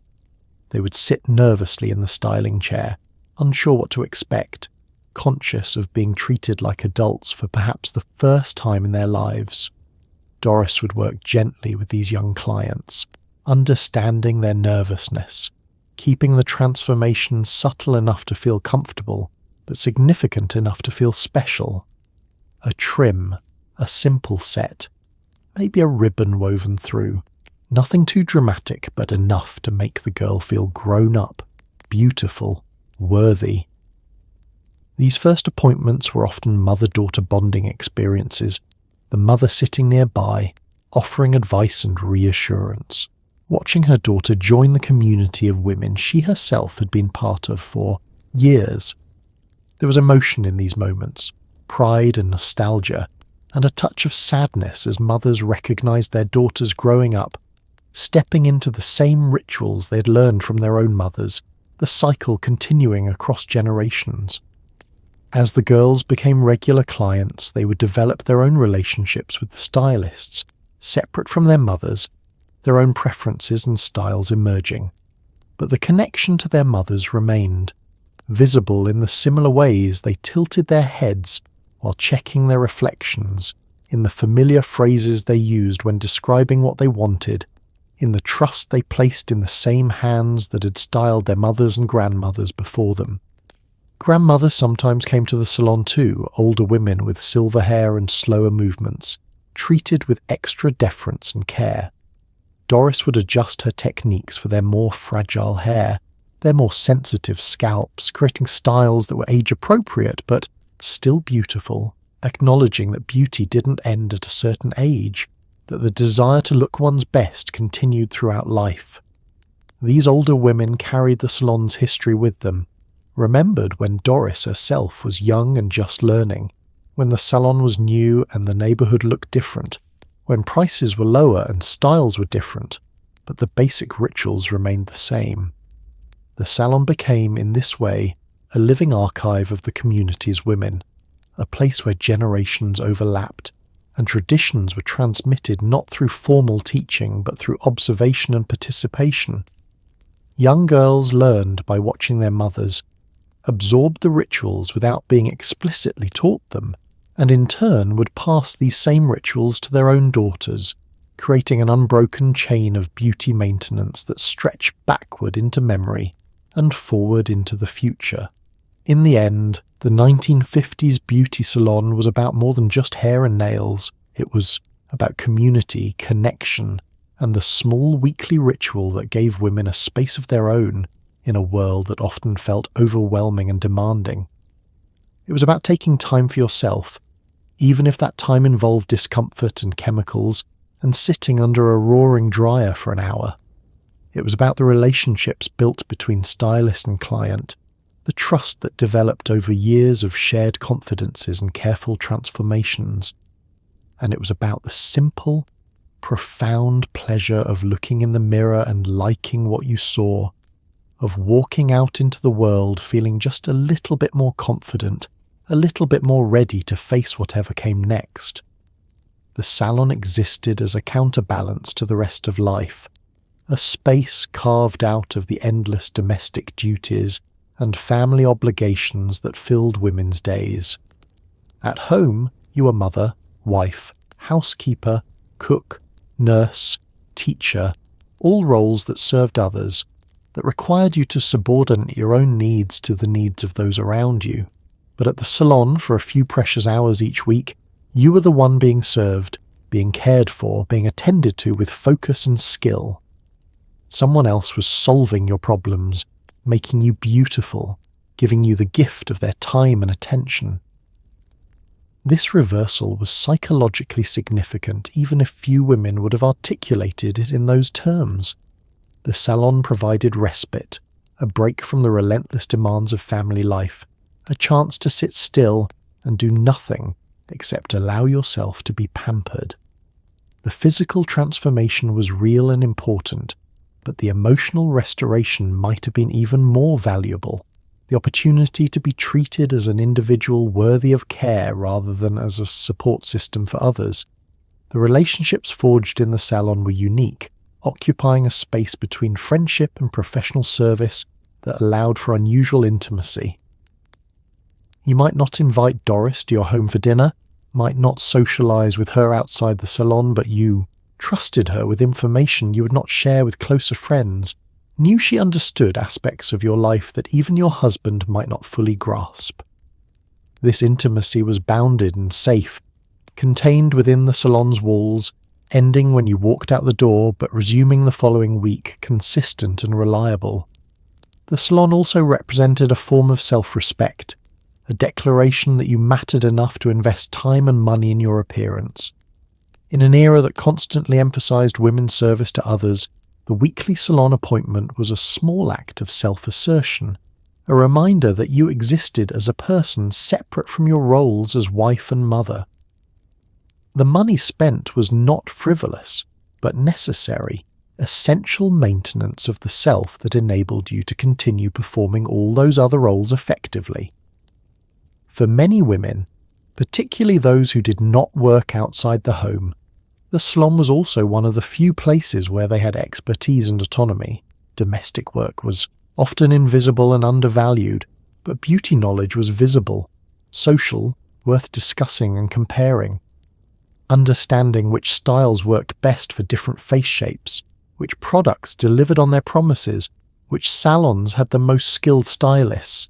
This was a form of female knowledge that was respected and shared, creating bonds between women and giving them something to take pride in beyond their service to their families. The salon's democratic nature was also significant. Rich and poor women sat in adjacent chairs, received similar services, participated in the same rituals. Economic differences existed, of course. Some women could afford weekly appointments while others came every 2 weeks or monthly. Some added manicures and permanents while others stuck to basic wash and sets. But everyone was welcomed. Everyone received care and attention. Everyone left looking better than when they arrived. This temporary equality created a sense of shared womanhood that transcended class boundaries, at least within the salon's walls. Walking out of the salon fresh and polished represented a small victory, proof that you could still transform yourself, still become someone worthy of admiration and attention, still participate in the public performance of femininity that 1950s culture demanded. This style might last only a few days before beginning to deteriorate, but those few days mattered, providing a window of confidence and self-satisfaction that sustained you through the less glamorous realities of daily life. The beauty salon was, ultimately, a gift women gave themselves in an era that constantly asked them to give to others. It was expensive and time-consuming and sometimes uncomfortable, but it was theirs, a space and a ritual that belonged to them, that acknowledged their worth and their beauty and their right to care for themselves. And that, perhaps more than the actual hair and nails, was what made it essential. The beauty. Salon was not just a place for services, but also a retail space where women could purchase the products needed to maintain their styles at home. A glass display case near the front counter held bottles of shampoo, tubes of setting lotion, cans of hairspray, jars of cold cream, all arranged like precious merchandise in a jewellery store. The products bore elegant names and made ambitious promises, guaranteeing shine, volume, manageability, youthful vitality. Doris would recommend specific items based on your hair type and the style you were trying to maintain, and you would consider these recommendations carefully, weighing the cost against the potential benefit, trying to determine whether this bottle or that jar would truly make a difference, or was just another expense in an already stretched budget. The shampoos came in glass bottles with ornate labels, their contents thick and pearlescent, designed to cleanse without stripping away too much natural oil. Each formula targeted specific hair types: dry hair, oily hair, colour-treated hair, though in reality the differences between them were subtle, more about marketing than actual chemistry. The bottles were beautiful objects in themselves, with swooping script and pastel colours, designed to look elegant on a bathroom shelf, to make the daily act of washing your hair feel luxurious rather than mundane.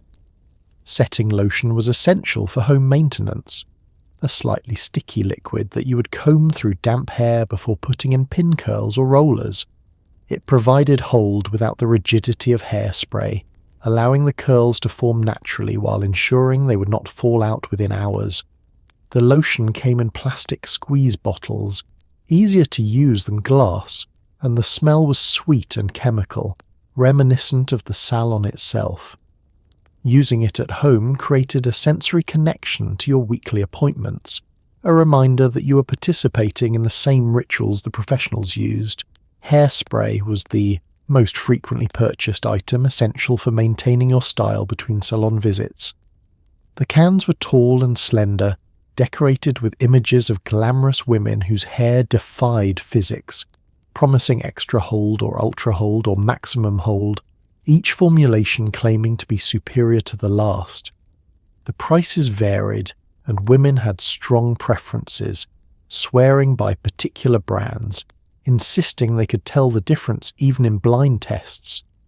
In reality, most hairsprays of the era were similar, all using the same basic lacquer formula, but brand loyalty was fierce and purchasing decisions were taken seriously.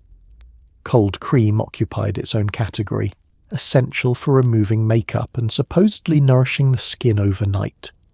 The jars were substantial, heavy glass containers that felt expensive and important, and the cream inside was thick and white, smelling faintly of roses or cucumber or some other vaguely botanical scent.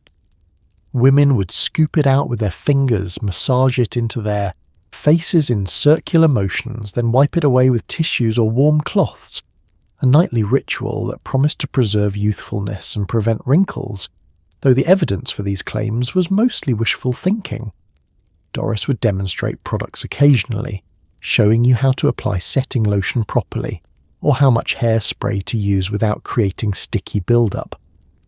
These demonstrations were subtle sales pitches, making you feel that professional results at home were possible if only you had the right products, that the gap between salon perfection and home maintenance could be bridged with the contents of these bottles and jars. Sometimes you bought them, persuaded by her gentle encouragement and your own desire to extend the salon magic. Other times you demurred, saying you would think about it, knowing your budget could not accommodate another expense this week. The prices were displayed on small cards, handwritten in neat script, and they were not insignificant. A bottle of quality shampoo might cost $1 or more, a substantial amount when your entire grocery budget was $20 a week. Hairspray was cheaper, maybe 50 cents, but you went through it quickly, using it daily to touch up your style, so the cost accumulated. Cold cream was an investment, expensive up front but lasting months. A jar you would purchase reluctantly, using it sparingly to make it stretch as far as possible. Some women bought regularly, maintaining small collections of salon products at home, viewing them as necessary tools for beauty maintenance. Others bought rarely, only when Doris convinced them something was truly essential, making do with drugstore alternatives the rest of the time. The salon products were better, generally more concentrated and effective, but the drugstore versions were adequate and significantly cheaper, a compromise many women made without regret. The display case also held smaller items, bobby pins on cards, hairnets in various colours, decorative combs and barrettes, emery boards for filing nails. These were impulse purchases, inexpensive enough to add to your bill without much thought. Practical items you always needed and could never find when you wanted them at home. You would pick up a card of bobby pins, maybe a new hairnet, small things that would make your life slightly easier, that would help you maintain the standards the salon had established. Behind the glamour and the careful styling, behind the mint green walls and the cheerful pink vinyl, was a small business run by a woman who'd taken a risk, invested her savings, and built something from nothing. The salon owner, often the most senior stylist, carried responsibilities that extended far beyond cutting and curling. She managed inventory, paid rent and utilities, navigated relationships with suppliers, hired and trained staff, handled complaints, balanced the books, and somehow still found time to stand behind a chair 6 days a week, making women beautiful. Her life was not easy, but it was hers, built by her own hands and skills, and there was pride in that, a satisfaction that came from creating something valuable in a world that often underestimated what women could accomplish. Betty, the owner of this particular salon, arrived each morning before the first appointment, unlocking the door in the pre-dawn darkness, turning on lights, starting coffee, preparing the space for the day ahead. She would check the appointment book, noting who was coming and what services they had requested, mentally planning the flow of the day, anticipating bottlenecks and adjusting schedules to keep everything moving smoothly. This advanced planning was invisible to clients who simply showed up at their appointed times and expected everything to work, but it was essential, the foundation on which the entire day's success rested. The financial pressures were constant and significant. Rent was due monthly, suppliers expected payment for products and equipment. Utilities continued regardless of how many clients came through the door. Betty had to maintain enough cash flow to cover these expenses, while also paying her staff fairly and taking home enough to support herself. Some months were easier than others, Christmas season and prom season bringing floods of appointments, while January and August might be slower, requiring careful management of resources to bridge the gaps.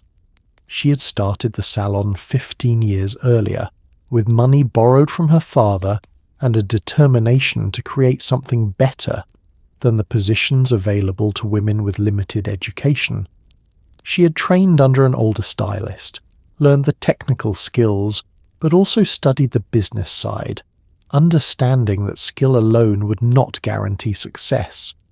She needed to know how to read contracts, negotiate with landlords, market her services, build a client base, all skills she acquired through trial and error and occasional painful mistakes. The relationships with her staff required delicate management.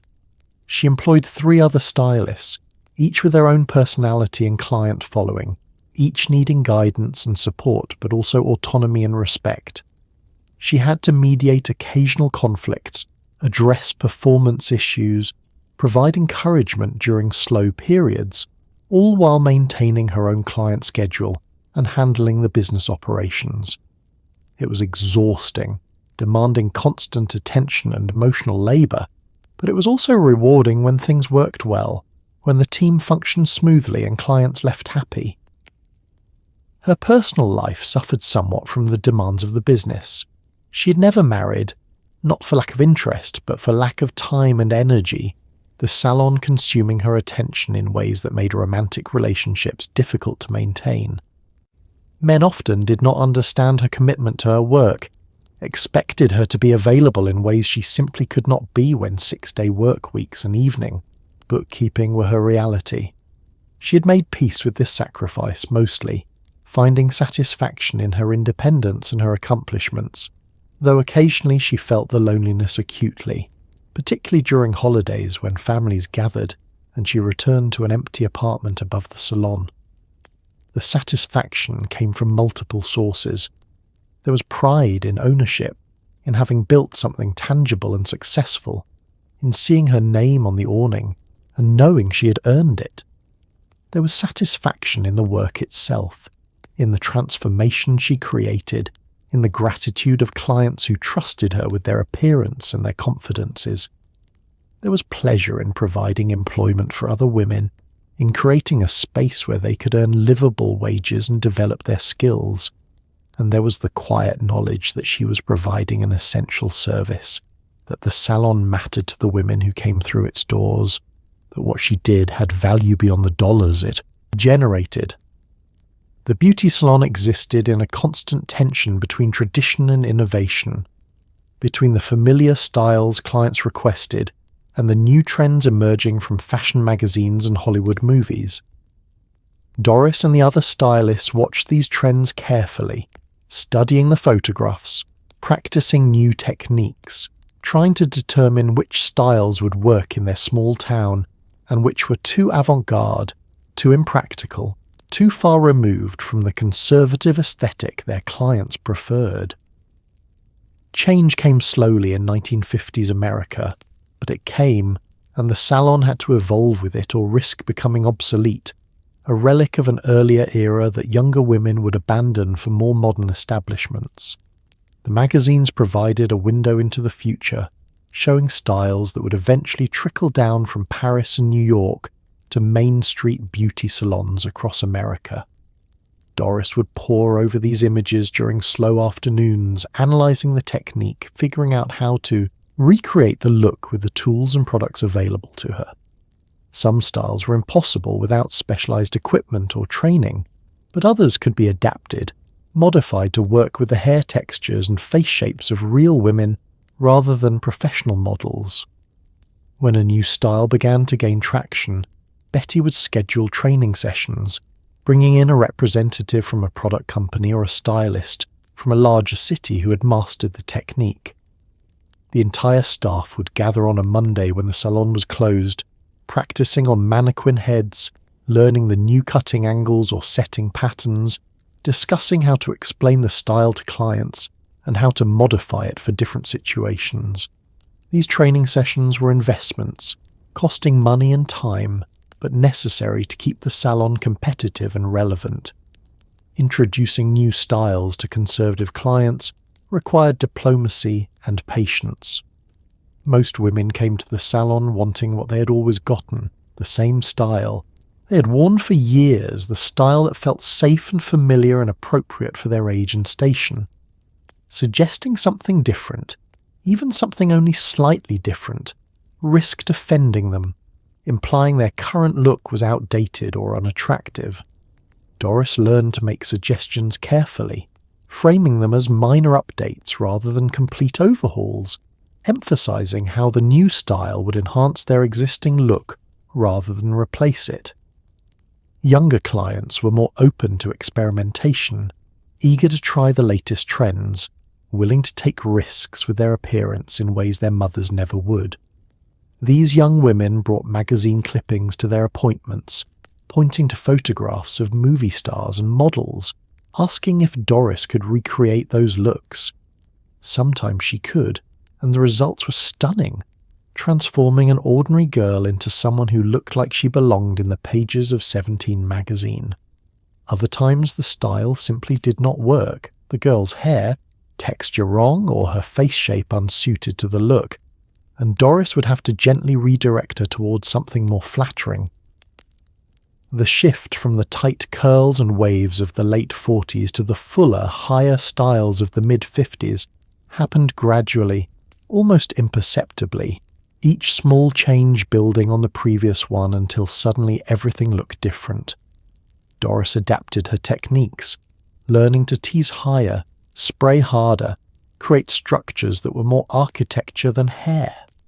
Some older clients resisted these changes, clinging to the styles of their youth, but most eventually acquiesced, not wanting to look old-fashioned, not wanting their daughters to be embarrassed by them. The salon itself had to update periodically to remain attractive to clients. Betty would repaint every few years, replace worn furniture, update the magazine selection, small changes that signalled the salon was keeping pace with modernity even as it maintained the core rituals that women depended on. These updates were expensive but necessary, investments in the salon's future, acknowledgements that standing still was not an option in a culture increasingly focused on novelty and progress. While women underwent their transformations inside the salon, their husbands sometimes waited outside, sitting in cars or standing on the sidewalk, smoking cigarettes and checking their watches with barely concealed impatience. These men did not understand the salon, did not appreciate why their wives needed to spend so much time and money there, could not fathom what took 3 hours when a barber could cut their own hair in 15 minutes. They tolerated it because they liked the results, because their wives seemed happier afterward, because it was easier to wait than to argue. But they tolerated it with a resigned frustration that was visible in their posture and their expressions. Some husbands would drop their wives off at the salon entrance, arrange to return in a few hours, using the time to run their own errands or stop at the hardware store or visit friends. This was the preferred arrangement, giving both parties freedom and avoiding the awkwardness of the husband lurking visibly. His presence a reminder that the wife's time was not entirely her own, that someone was waiting, that the clock was ticking even during these few hours meant to be hers alone. But other husbands insisted on waiting, either because they had nothing else to do or because they wanted to limit how long their wives spent in the salon, their presence a gentle but unmistakable pressure to hurry up, not to add extra services, not to linger too long in conversation. These men would sit in their cars, engines off to save gas, windows cracked to let in air, reading newspapers or dozing, occasionally glancing at the salon door with expressions of weary patience. The wait could be brutal on hot summer days, the car's interior becoming an oven, the husband's shirt darkening with sweat, his mood deteriorating with each passing minute. Some would eventually give up and come inside, standing awkwardly in the waiting area, clearly uncomfortable in this feminine space. their presence disruptive to the easy atmosphere the salon usually maintained. The women under the dryers would glance at them with a mixture of sympathy and annoyance, understanding the husband's discomfort, but also resenting the intrusion, the way his presence changed the energy of the room. Doris and the other stylists tried to work efficiently when they knew someone was waiting, conscious that the husband's impatience might translate into the wife not returning for her next appointment. But they also resisted rushing, understanding that their work required time, that cutting corners would produce inferior results, that women deserved their full time even when men were waiting. It was a delicate balance, respecting the marriage relationship while also asserting that the salon standards could not be compromised. Some husbands were more understanding, genuinely supportive of their wives' salon visits, willing to wait patiently or even encouraging their wives to take their time, to add a manicure if they wanted one, to enjoy themselves. These men understood that their wives worked hard, that they deserved this weekly respite, that the cost was a worthwhile investment in their wives' happiness and confidence. Their support made an enormous difference, removing the guilt many women felt about spending money and time on themselves, giving them permission to fully embrace the salon experience. Younger couples, not yet worn down by years of marriage and financial pressure, sometimes turn the salon visit into a date of sorts. The husband would drop his wife at the salon, take himself to a movie or a diner, then pick her up afterward, both of them freshly groomed and ready for an evening out. These couples seem to have found a balance, a way to honour both the wife's need for beauty, maintenance, and the couple's desire to spend time together, and they served as models for how it could work when both partners were willing to compromise. The tension between husbands and salons was emblematic of larger tensions in 1950s marriages, questions about how money should be spent, how time should be allocated, whose needs took priority. The salon represented women claiming resources for themselves, asserting that their appearance mattered, that they deserved care and attention even when that care cost money and time. Some husbands embraced this assertion, but others resisted it, viewing the salon as frivolous, unnecessary, a luxury the family could not afford. These disagreements rarely reached the point of open conflict, but they simmered beneath the surface, creating low-level stress that both partners navigated as best they could. So tonight, as you settle deeper into your blankets, the soft kind that do not scratch or demand anything from you, let's take a breath and look back at the world you just walked through. You woke up in 1955 and spent the day inside a beauty salon on Main Street, breathing in chemicals and shampoo, sitting under roaring dryers, watching transformations happen in mirrors framed with light. You felt the pull of rollers against your scalp, the sting of teasing combs, the weight of hairspray settling like armour. You listened to women talk about their lives, their children, their small victories and quiet struggles. And for a few hours you were cared for, attended to, made beautiful by someone who knew your name and remembered your stories. The women who lived this life, who scheduled their weeks around salon appointments and measured their confidence in the lasting power of a good set, were not so different from us. They wanted to feel seen, to feel valuable, to walk through the world with their heads held high. They understood that beauty was work, that maintaining appearances required effort and sacrifice, but they also understood that the effort mattered, that showing up polished and ready was a form of respect for themselves and for the community around them. There is something worth carrying forward from their world, even now, even when we can wash and style our hair in 15 minutes and never think twice about it. Maybe it is the ritual itself, the idea of setting aside time for self-care, for transformation, for sitting still long enough to let someone tend to you. Maybe it is the community, the understanding that women need spaces to gather, to talk freely, to support each other through the everyday challenges that never make headlines, but shape our lives completely. Maybe it is simply the recognition that caring for yourself is not vanity but necessity, that looking in the mirror and liking what you see gives you strength to face whatever comes next. So tonight, think about the woman sitting under that dome dryer, magazine in her lap, waiting patiently for beauty to set. Think about Doris, standing behind her chair for hours, hands steady, creating small miracles of transformation. Think about all the women who walked through that door seeking something more than just a haircut, who found community and care and a weekly reminder that they mattered. They were not living in a museum. They were not performing for our nostalgia. They were just living, doing the best they could with what they had, finding joy in small rituals, building connections that sustained them, showing up week after week to take care of themselves and each other.